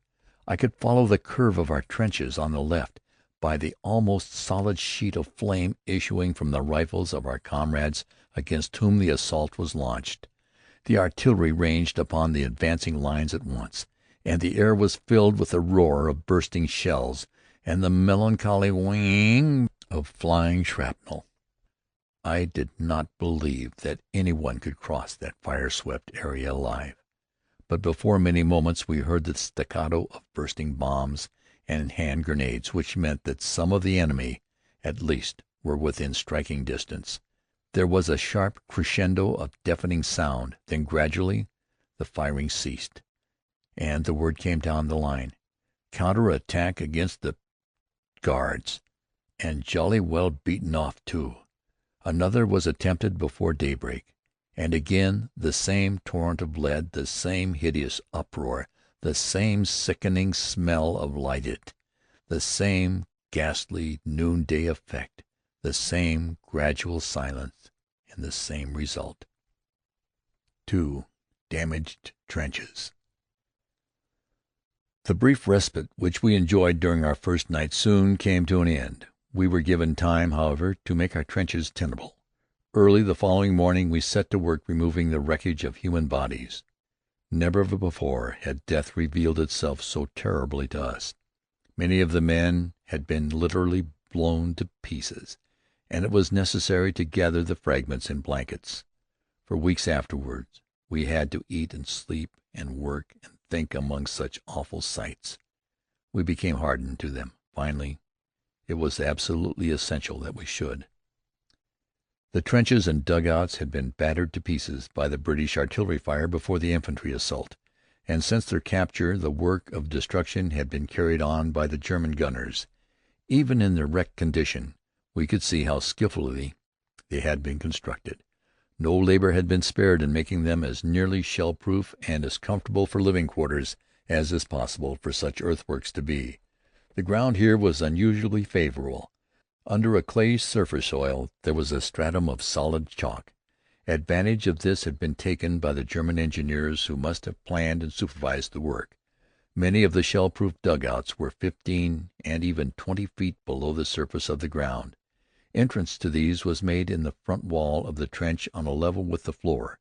Stairways, just large enough to permit the passage of a man's body, led down to them. The roofs were reinforced with heavy timbers. They were so strongly built throughout that most of them were intact, although the passageways leading up to the trench were choked with loose earth. There were larger surface dugouts with floors but slightly lower than that of the trench. These were evidently built for living quarters in times of comparative quiet.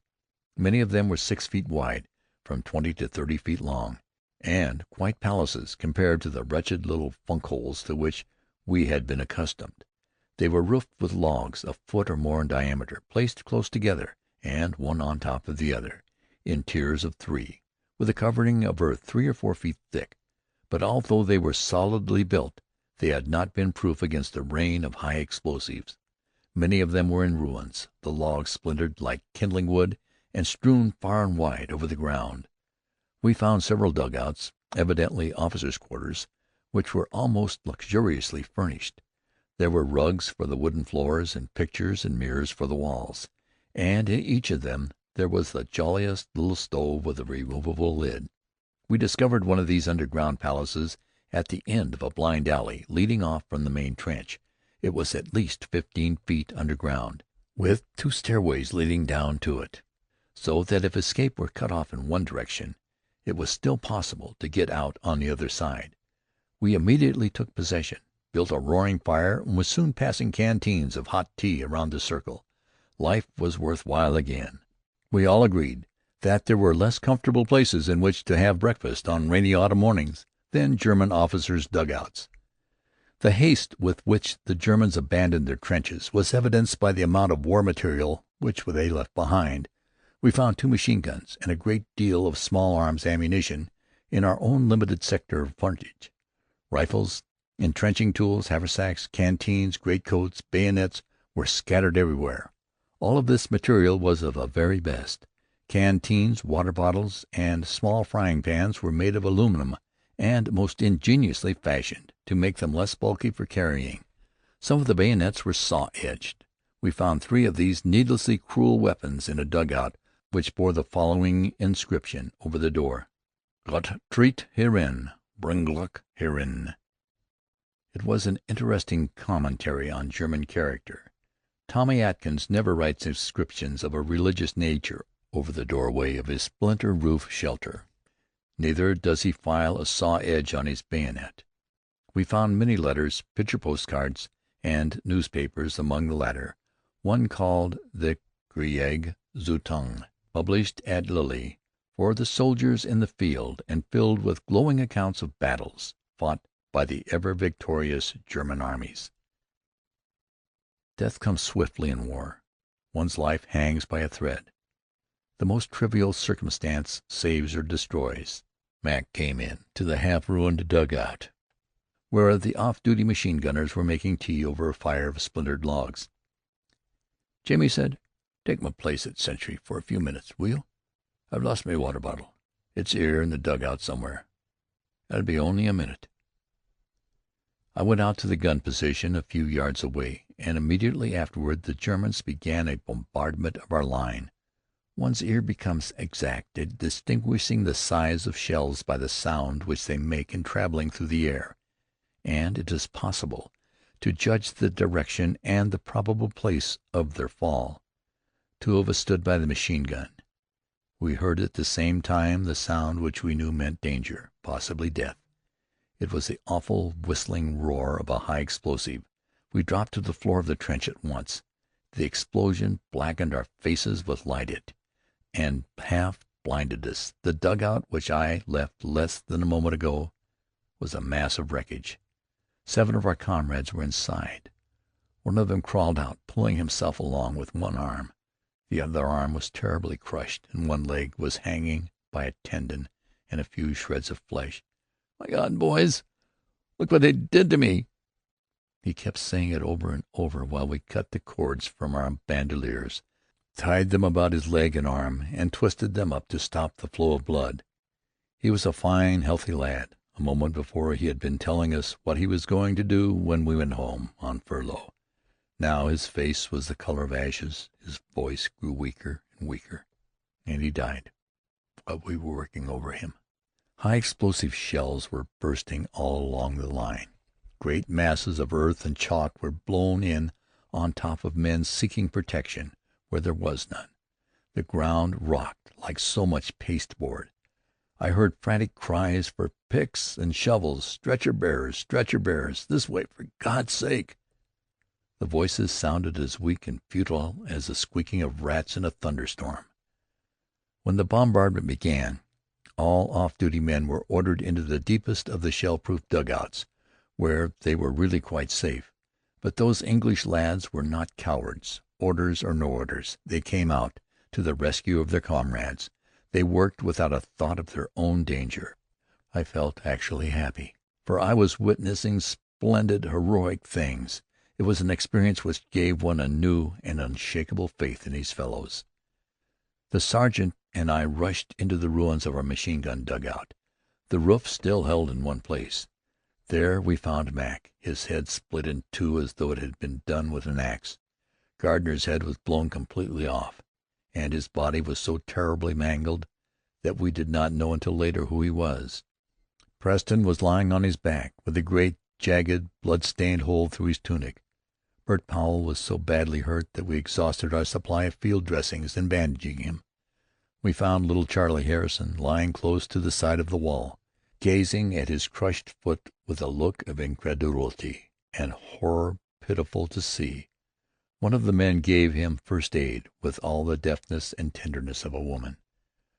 The rest of us dug hurriedly into a great heap of earth at the other end of the shelter. We quickly uncovered Walter, a lad who had kept us laughing at his drollery on many a rainy night. The earth had been heaped loosely on him, and he was still conscious. "Good old boys," he said weakly. "I was about done for." In our haste we dislodged another heap of earth, which completely buried him again, and it seemed a lifetime before we were able to remove it.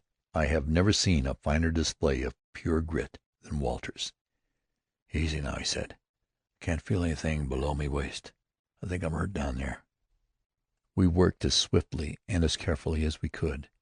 We knew that he was badly wounded, for the earth was soaked with blood. But when we saw, we turned away sick with horror.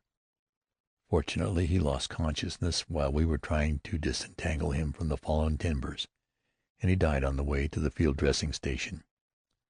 Of the 7 lads in the dugout, 3 were killed outright, 3 died within half an hour, and 1 escaped with a crushed foot, which had to be amputated at the field hospital. What had happened to our little group was happening to others along the entire line. Americans may have read of the bombardment which took place that autumn morning. The dispatches, I believe, described it with the usual official brevity, giving all the information really necessary from the point of view of the general public. Along the Loos-la-Bassée sector there was a lively artillery action. We demolished some earthworks in the vicinity of Hulluch. Some of our trenches near Hill 70 were damaged. Damaged! It was a guarded admission. Our line was a shambles of loose earth and splintered logs. At some places it was difficult to see just where the trench had been. Had the Germans launched a counterattack immediately after the bombardment, we should have had difficulty in holding the position. But it was only what Tommy called a big opportunité. No attempt was made to follow up the advantage, and we at once set to work rebuilding. The loose earth had to be put into sandbags, the parapets mended, the holes blasted out by shells filled in. The worst of it was we could not get away from the sight of the mangled bodies of our comrades. Arms and legs stuck out of the wreckage, and on every side we saw distorted human faces, the faces of men we had known, with whom we had lived and shared hardships and dangers for the months past. Those who have never lived through experiences of this sort cannot possibly know the horror of them. It is not in the heat of battle that men lose their reason. Battle frenzy is perhaps a temporary madness. The real danger comes when the strain is relaxed. Men look about them and see the bodies of their comrades torn to pieces as though they had been hacked and butchered by fiends.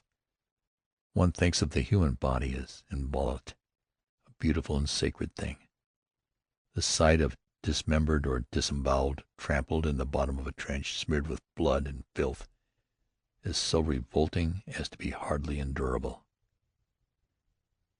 And yet we had to endure it.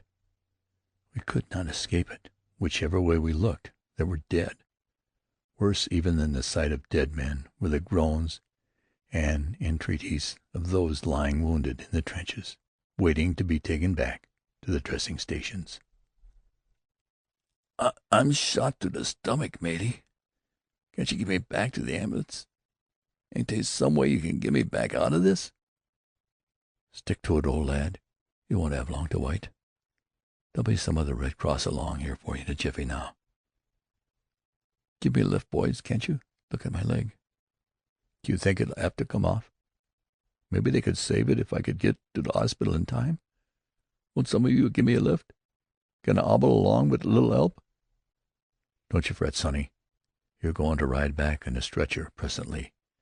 Keep your courage up a little while longer. Some of the men in their suffering forgot everyone but themselves, and it was not strange that they should. Others, with more iron in their natures, endured fearful agony in silence. During memorable half-hours filled with danger and death, many of my gross misjudgments of character were made clear to me. Men whom no one had credited with heroic qualities revealed them. Others failed, rather pitiably, to live up to one's expectations. It seemed to me that there was strength or weakness in men, quite apart from their real selves, for which they were in no way responsible, but doubtless it had always been there, waiting to be called forth at just such crucial times. During the afternoon I heard for the first time the hysterical cry of a man whose nerve had given way.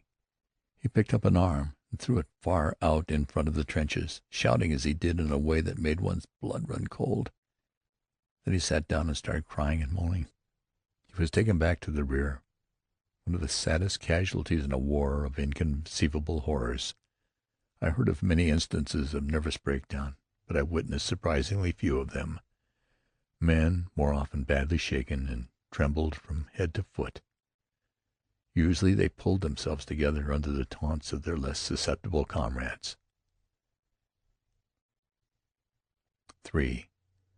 Rissoles and a Requiem.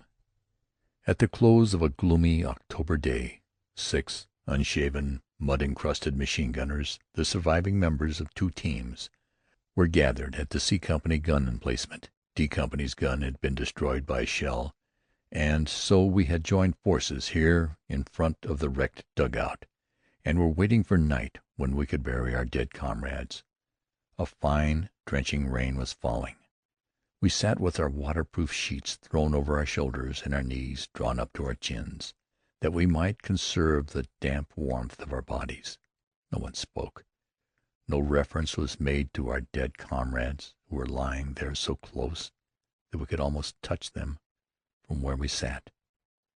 Nevertheless, I believe that we were all thinking of them, however unwillingly. I tried to see them as they were only a few hours before. I tried to remember the sound of their voices, how they had laughed, but I could think only of the appearance of their mutilated bodies. On a dreary autumn evening, one's thoughts often take a melancholy turn, even though one is indoors, sitting before a pleasant fire, and hearing but faintly the sighing of the wind and the sound of the rain beating against the window.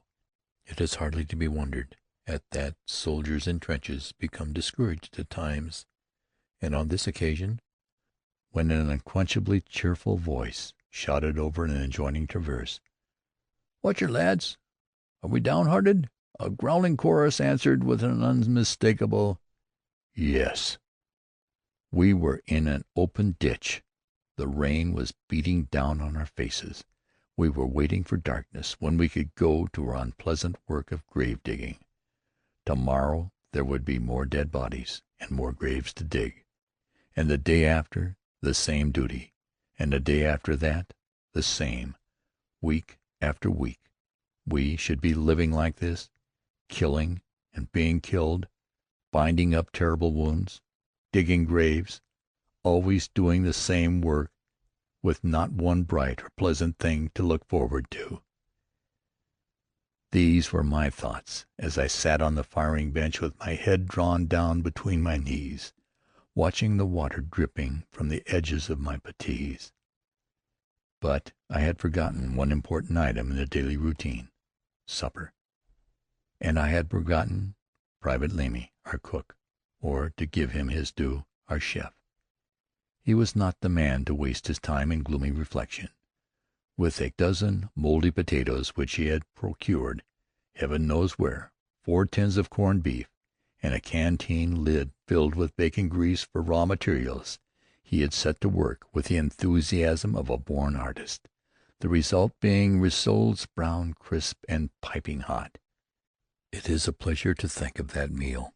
Private Lemmy was one of the rare souls of earth, one of the mark Taplés who never lost his courage or his good spirits. I remember how our spirits rose at the sound of his voice, and how gladly and quickly we responded to his summons. "'Ere you are, me lads. Bully beef, rissoles, and 'ot tea, and it ain't 'arf bad for the trenches, if I do say it." I can only wonder now at the keenness of our appetites in the midst of the most gruesome surroundings. Dead men were laying about us, both in the trenches and outside of them, and yet our rissoles were not a whit the less enjoyable on that account. It was quite dark when we finished. The sergeant jumped to his feet. "Let's get at it, boys," he said. Half an hour later we erected wooden crosses in Tommy's grave-strewn garden. It bore the following inscription, written in pencil: "P.T.E. No. 4326. MacDonald. P.T.E. No. 7864. Gardner. P.T.E. No. 9851. Preston. P.T.E. No. 6940. Allen. Royal Fusiliers." They did their bit. Quietly we slipped back into the trench and piled our picks and shovels on the parados. "Got your mouth organ handy?" someone asked. "She's always handy. What'll you have, lads?" "Give us silken hat, Tony. That's a proper funeral hymn." "Right you are. Sing up now." And we sang Tommy's favorite kind of requiem. I'm silk hat, Tony. I'm down and I'm stony. I'm not only broke, but I'm bent. The fringe of my trousers keeps lashing the houses, but still I'm a gay and content. I stroll the West Gallery. You'll see me there daily. From Burlington Arcade up to the Old Bailey. I'm stony. I'm Tony. But that makes no difference, you see. Though I haven't a fraction, I've this satisfaction. They built Piccadilly for me. End of Chapter 10. Chapter 11. Sitting Tight. 1. Lemons and Cricket Balls. Throughout October we fulfilled the prophecy of the officer who told us that sitting tight in the German trenches was to be our function. There were nightly counterattacks, preceded by heavy artillery fire, when the enemy made determined efforts to retake the lost territory. There were needless alarms, when nervous sentries got the wind up, to use the authentic trench expression, and contagious excitement set men to firing like mad into blank darkness. In the daytime there were moments of calm, which we could not savor owing to that other warfare waged upon us by increasing hordes of parasitic enemies. We moved from one position to another through trenches, where the tangled mass of telephone wires, seemingly gifted with a kind of malignant humor, coiled themselves about our feet or caught in the piling swivels of our rifles. There were orders and counter-orders, alarms and excursions. Through them all Tommy kept his balance and his air of cheery unconcern, but he wished that he might be struck pink if he knew what we was a-doin' of anyway. Our ideas of the tactical situation were decidedly vague. However, we did know, in a general way, our position with reference to important military landmarks, and the amateur strategists were busy at all times explaining the situation to frankly ignorant comrades, and outlining plans for definite action. Now, if I was General French, I'd make Ehrlich me main objective. They ain't no use a tryin' to get at this part of the line till you got that village. Don't talk so bloomin' ignorant. Ain't that just what they been a-tryin'? What we got to do is go around Ehrlich, take 'em in the rear and from both sides. Why don't they get on with it? What to blazes are we a-doin'? Givin' 'em a chance to get dug in again? 'Ere we all but got 'em on the run, and the old show stops. The continuation of the offensive was the chief topic of conversation. The men dreaded it, but they were anxious to get through with the business. They believed that now, if ever, there was a chance to push the Germans out of France. In the meantime, the day's work was still the day's work. There were nightly bombing affairs, some of them most desperate, hand-to-hand contest for the possession of small sectors of trench. One of these I witnessed from a trench 60 yards away. The advantage lay with us. The enemy held only the center of the line and were forced to meet attacks from either end. However, they had a communication trench connecting with their second line, through which carrying parties brought them a limitless supply of bombs. The game of pitch and toss over the barricades had continued for several days without a decision. Then came orders for more decisive action. The barricades were to be destroyed, and the enemy bombed out. In underground fighting of this kind, the element of surprise is possible. If one opponent can be suddenly overwhelmed with a heavy rain of bombs, the chances of success for the attacking party are quite favorable. The action took place at dusk, shortly before the hour set. The bombers, all of them boys in their early 20s, filed slowly along the trench, the pockets of their grenade waistcoats bulging with lemons and cricket balls, as the two most effective kinds of bombs are called. They went to their places with that spirit of stolid cheeriness which is the wonder and admiration of everyone who knows Tommy Atkins intimately. Formerly, when I saw him in this mood, I would think, he doesn't realize. Men don't go out to meet death like this. But long association with him had convinced me of the error of this opinion. These men knew that death or terrible injury was in store for many of them. Yet they were talking in excited and gleeful undertones, as they might have passed through the gates at a football match. "Are we downhearted? Not likely, old son. Take a feel of this little puffball. Smack on old Fritzy's napper she goes. I'm a-goin' to arsk for a nice blighty one. 4 months in Brentford hospital on me. Christmas puddin' at me home. Now don't forget, you blokes. Country o' London War Hospital for me. If I gets a knock, write it on a piece o' paper and pin it on me tunic when you sends me back to the ambulance." The barricades were blown up and the fight was on. A 200-piece orchestra of blacksmiths with sledge-hammers, beating kettle drums the size of brewery vats, might have approximated in quality and volume the sound of the battle. This spectacular effect was quite different from that of a counterattack across the open. Lurid flashes of light issued from the ground as though a door to the infernal regions had been thrown jarringly open. The cloud of thick smoke was shot through with red gleams. Men ran along the parapet, hurling bombs down into the trench. Now they were hidden by the smoke, now silhouetted for an instant against the glare of blinding light. An hour passed, and there was no change in the situation. "Fritzy's a tough old bird," said Tommy. "He's a-goin' to die game. You got to give it to him."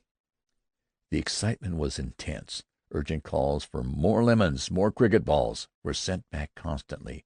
Box after box, each containing a dozen grenades, was passed up the line from hand to hand, and still the call for more bombs. We couldn't send them up fast enough. The wounded were coming back in twos and threes. One lad, his eyes covered with a bloody bandage, was led by another with a shattered hand. "Poor old Tich, she went off right in his face. But you did your bit, Tich. You oughter be a-seein' 'em. You blokes, wasn't we a-lettin' 'em have it?" Another man hobbled past on one foot, supporting himself against the side of the trench. "Got a blighty one," he said gleefully. "So long, you lads. I'll be with you after the holidays."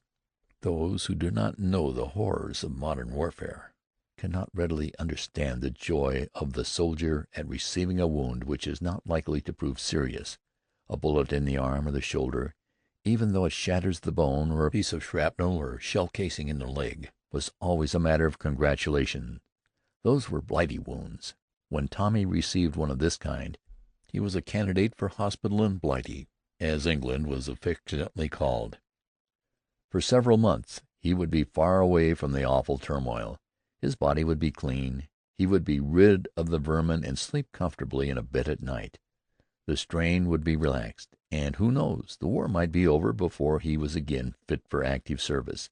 And so the less seriously wounded made their way painfully but cheerfully along the trench, on their way to the field dressing station, the motor ambulance, the hospital ship, and home, while their unwounded comrades gave them words of encouragement and good cheer. "Good luck to you, Sammy boy. If you sees my missus, tell her I'm as right as rain. Sammy, you lucky blighter, when you're convalescin', and have a pint of ale at the White Lion for me. And a good feed of fish and chips for me, Sammy. Mind your foot. There's a old just 'ere. Here comes old Sid. Where you caught it, mate?" "In me bloomin' shoulder. It ain't 'arf giving it to me." "Never you mind, Sid. Blighty for you, boy." "Hi, Sid. Tell me old lady I'm still up and comin', will you? You know where she lives, 46 Bromley Road." One lad, his nerve gone, pushed his way frantically down the trench. He had funked it. He was hysterical with fright and crying in a dry, shaking voice, It's too horrible. I can't stand it. Blow you to hell, they do. Look at me. I'm slathered in blood. I can't stand it. They ain't no man can stand it." He met with scant courtesy. A trench during an attack is no place for the faint-hearted. An unsympathetic Tommy kicked him savagely. "Go hide yourself, you bloody little coward. More lemons, more cricket balls, and at least victory." Fritzy had chucked it, and men of the Royal Engineers, that wonderfully efficient corps, were on the spot with picks and shovels and sandbags, clearing out the wreckage and building a new barricade at the further end of the communication trench. It was only a minor affair, one of many which take place nightly in the firing line. 20 yards of trench were captured. The cost was perhaps 1 man per yard, but as Tommy said, "It ain't the trench wot counts, it's the morale. Bucks the blokes up to win, an' that's worth a 'ole bloomin' army corps." 2. Go it, the Norfolks. Rumors of all degrees of absurdity reached us. The enemy was massing on our right, on our left, on our immediate front. The division was to attack at dawn under cover of 100 bomb-dropping battle-planes. Units of the new armies to the number of 500,000 were concentrating behind the lines from La Bassée to Arras, and another tremendous drive was to be made in conjunction with the French. As a matter of fact, we knew less of what was actually happening than did people in England and America. Most of these reports sprang full-grown from the fertile brains of officers' servants. Scraps of information which they gathered while in attendance at the officers' mess dugout were pieced together, and much new material of their own invention added. The striving was for piquancy rather than plausibility. A wild tale was always better than a dull one. Furthermore, the batmen were our only sources of official information and could always command a hearing. When one of them came down the trench with that mysterious "I could a tale unfold" air, he was certain to be halted by willingly gullible comrades. "What's up, Jerry? Anything new?" "Narf, now, keep this under your 'ats, you blokes. Me governor was a talkin' to Major Bradley this morning while I was a makin' his tea, and he says—" Then followed the thrilling narrative, a disclosure of official secrets, while groups of war-torn Tommies listened with eager interest. Spreading the news was a tragi-comedy enacted daily in the trenches. But we were not entirely in the dark. The signs which preceded an engagement were unmistakable, and toward the middle of October there was general agreement that an important action was about to take place. British aircraft had been patrolling our front ceaselessly for hours.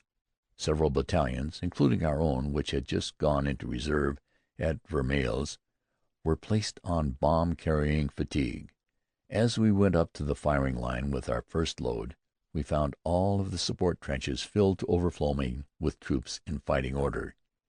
We reached the first line as the preliminary bombardment started. Scores of batteries were concentrating their fire on the enemy's trenches directly opposite us. It is useless to attempt to depict what lay before us as we looked over the parapet. The trenches were hidden from view in a cloud of smoke and flame and dirt. The earth was like a muddy sea, dashed high in spray against hidden rocks. The men who were to lead the attack were standing rifle in hand, waiting for the sudden cessation of fire which would be the signal for them to mount the parapet. Bombers and bayonet men alternated in series of 2. The bombers wore their medieval-looking shrapnel-proof helmets and heavy canvas grenade coats with 12 pockets sagging with bombs. Their rifles were slung on their backs to give them free use of their hands. Everyone was smoking, some calmly, some with short, nervous puffs. It was interesting to watch the faces of the men. One could read almost to a certainty what was going on in their minds.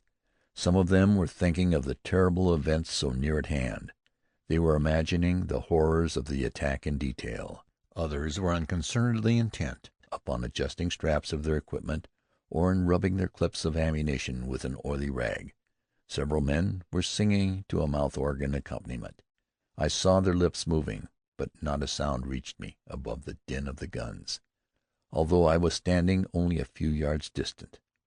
It was like an absurd pantomime. As I watched them, the sense of the unreality of the whole thing swept over me more strongly than ever before. This can't be true, I thought. I have never been a soldier. There isn't any European war. I had the curious feeling that my body and brain were functioning quite apart from me. I was only a slow-witted, incredulous spectator, looking on with a stupid animal wonder. I have learned that this feeling is quite common among men in the trenches. A part of the mind works normally, and another part, which seems to be one's essential self, refuses to assimilate and classify experiences so unusual, so different from anything in the catalogue of memory.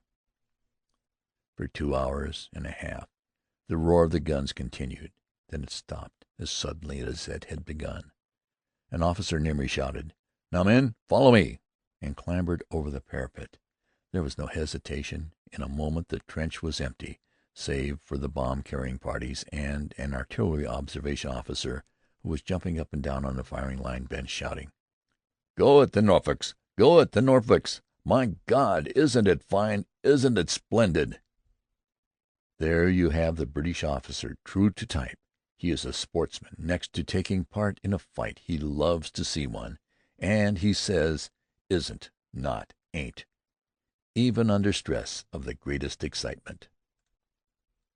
The German artillery, which had been reserving fire, now poured forth a deluge of shrapnel. The sound of rifle fire was scattered and ragged at first, but it increased steadily in volume. Then came the boiler factory chorus, the sharp rattle of dozens of machine guns. The bullets were flying over our heads like swarms of angry wasps. A ration box board, which I held above the parapet, was struck almost immediately. Fortunately for the artillery officer, a disrespectful N.C.O. pulled him down into the trench. "It's no use your throwing your life away, sir. You won't help 'em over by barking at 'em." He was up again almost at once, coolly watching the progress of the troops from behind a small barricade of sandbags, and reporting upon it to batteries several miles in rear.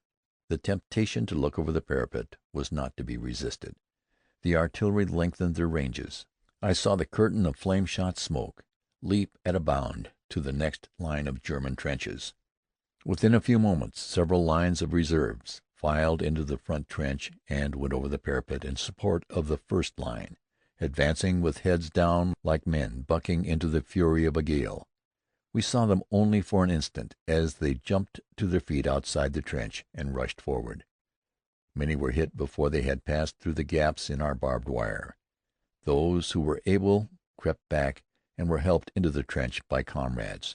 One man was killed as he was about to reach a place of safety. He lay on the parapet with his head and arms hanging down inside the trench. His face was that of a boy of 21 or 22. I carry the memory of it with me today as vividly as when I left the trenches in November. Following the attacking infantry were those other soldiers whose work, though less spectacular than that of the riflemen, was just as essential and quite as dangerous. Royal Engineers with picks and shovels and sandbags rushed forward to reverse the parapets of the captured trenches and to clear out the wreckage, while the riflemen waited for the launching of the first counterattack. They were preceded by men of the signaling corps, who advanced swiftly and skillfully, unwinding spools of insulated telephone wire as they went. Bomb carriers, stretcher bearers, intent upon their widely divergent duties, followed. The work of salvage and destruction went hand in hand. The battle continued until evening, when we received orders to move up to the firing line. We started at 5 o'clock, and although we had less than 3 miles to go, we did not reach the end of our journey until 4 the next morning, owing to the fatigue parties and the long stream of wounded which blocked the communication trenches. For more than an hour we lay just outside of the trench, looking down on a seemingly endless procession of casualties. Some of the men were crying like children, some groaning pitifully, some laughing despite their wounds. I heard dialects peculiar to every part of England, and fragmentary accounts of hairbreadth escapes and desperate fighting.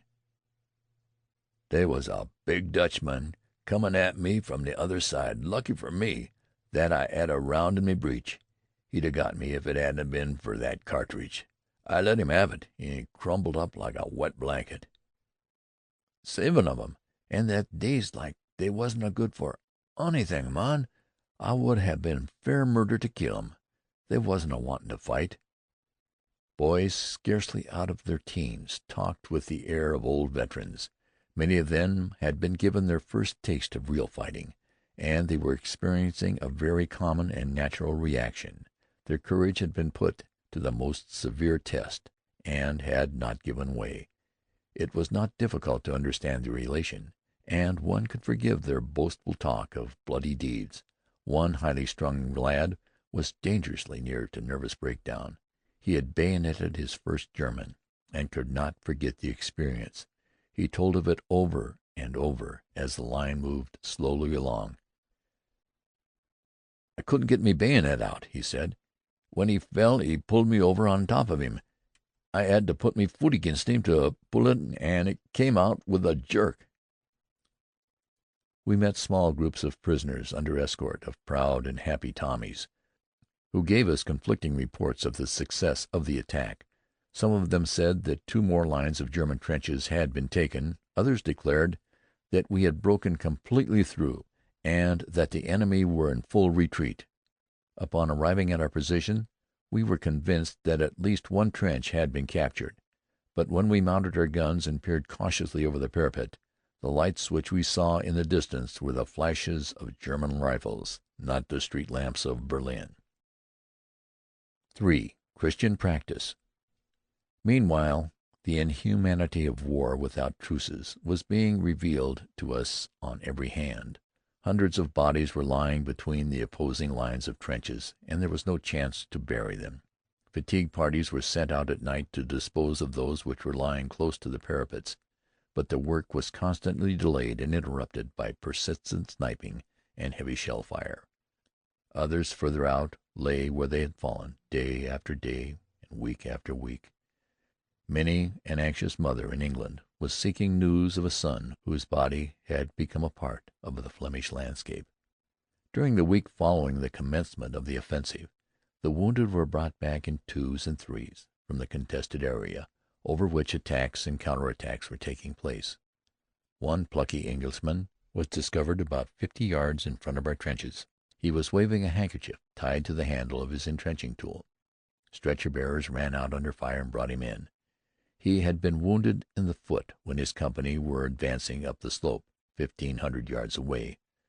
When it was found necessary to retire, he had been left with many dead and wounded comrades, far from the possibility of help by friends. He had bandaged his wound with his first aid dressing and had crawled back a few yards at a time. He secured food from the haversacks of dead comrades, and at length, after a week of painful creeping, reached our lines. Another of our comrades was discovered by a listening patrol 6 days after he had been wounded. He, too, had been stuck down close to the enemy's second line. 2 kind-hearted German sentries, to whom he had signaled, crept out at night and gave him hot coffee to drink. He begged them to carry him in, but they told him they were forbidden to take any wounded prisoners. As he was unable to crawl, he must have died had it not been for the keen ears of the men of the listening patrol. A third victim, who I saw, was brought in at daybreak by a working party. He had been shot in the jaw and lay unattended through at least 5 wet October days and nights. His eyes were swollen shut. Blood poisoning had set in from a wound which would certainly not have been fatal could it have received early attention. We knew that there must be many wounded still alive in the tall grass between our lines. We knew that many were dying who might be saved. The Red Cross Corps made nightly searches for them, but the difficulties to be overcome were great. The volume of fire increased tremendously at night. Furthermore, there was a wide area to be searched, and in the darkness men laying unconscious or too weak from the loss of blood to groan or shout were discovered only by accident.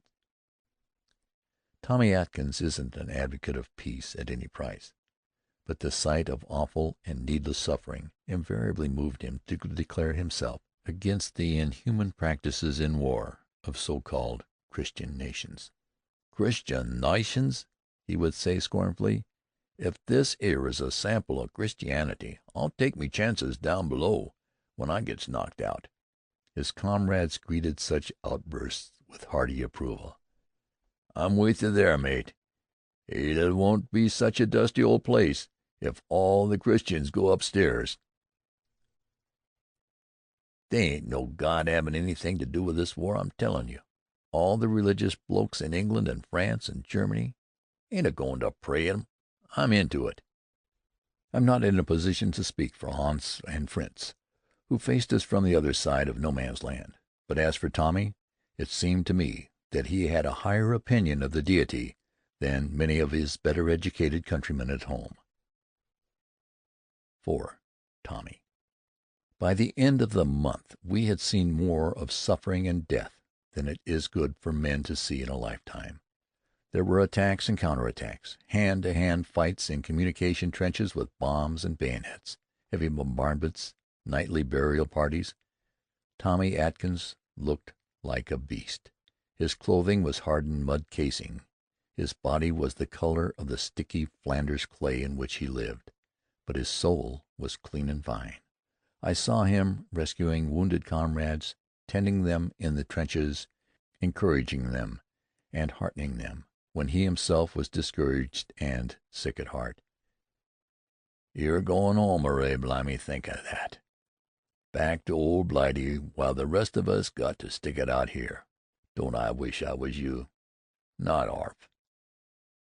You ain't bad hurt. Strike me pink. You'll be as keen as a whistle in a couple of months.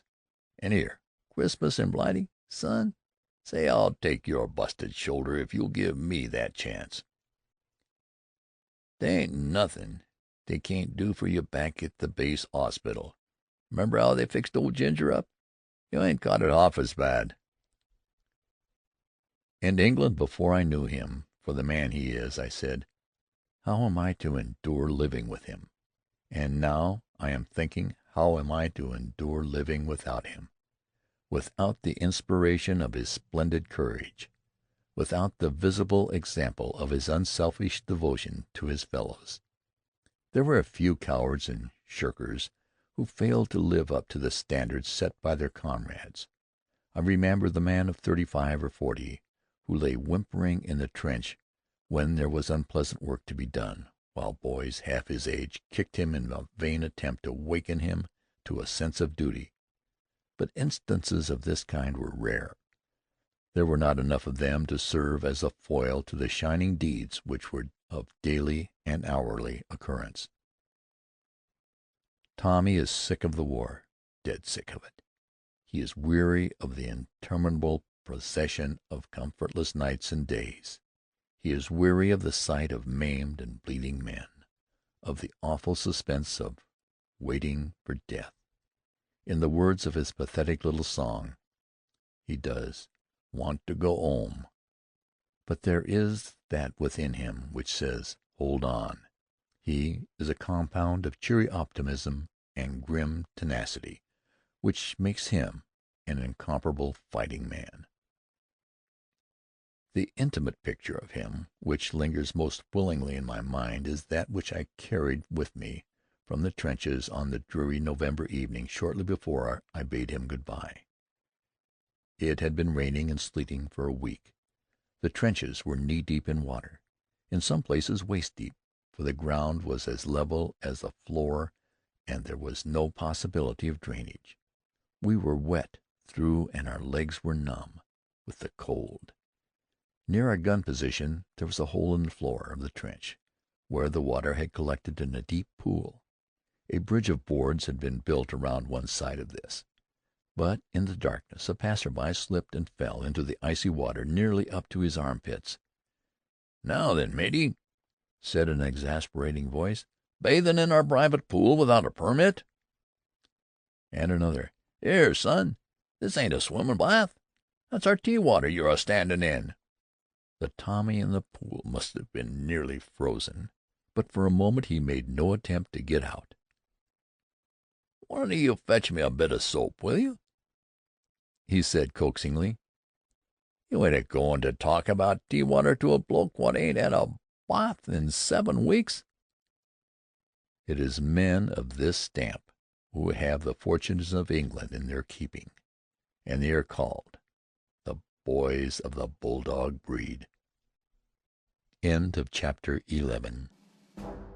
End of Kitchener's Mob by James Norman Hall.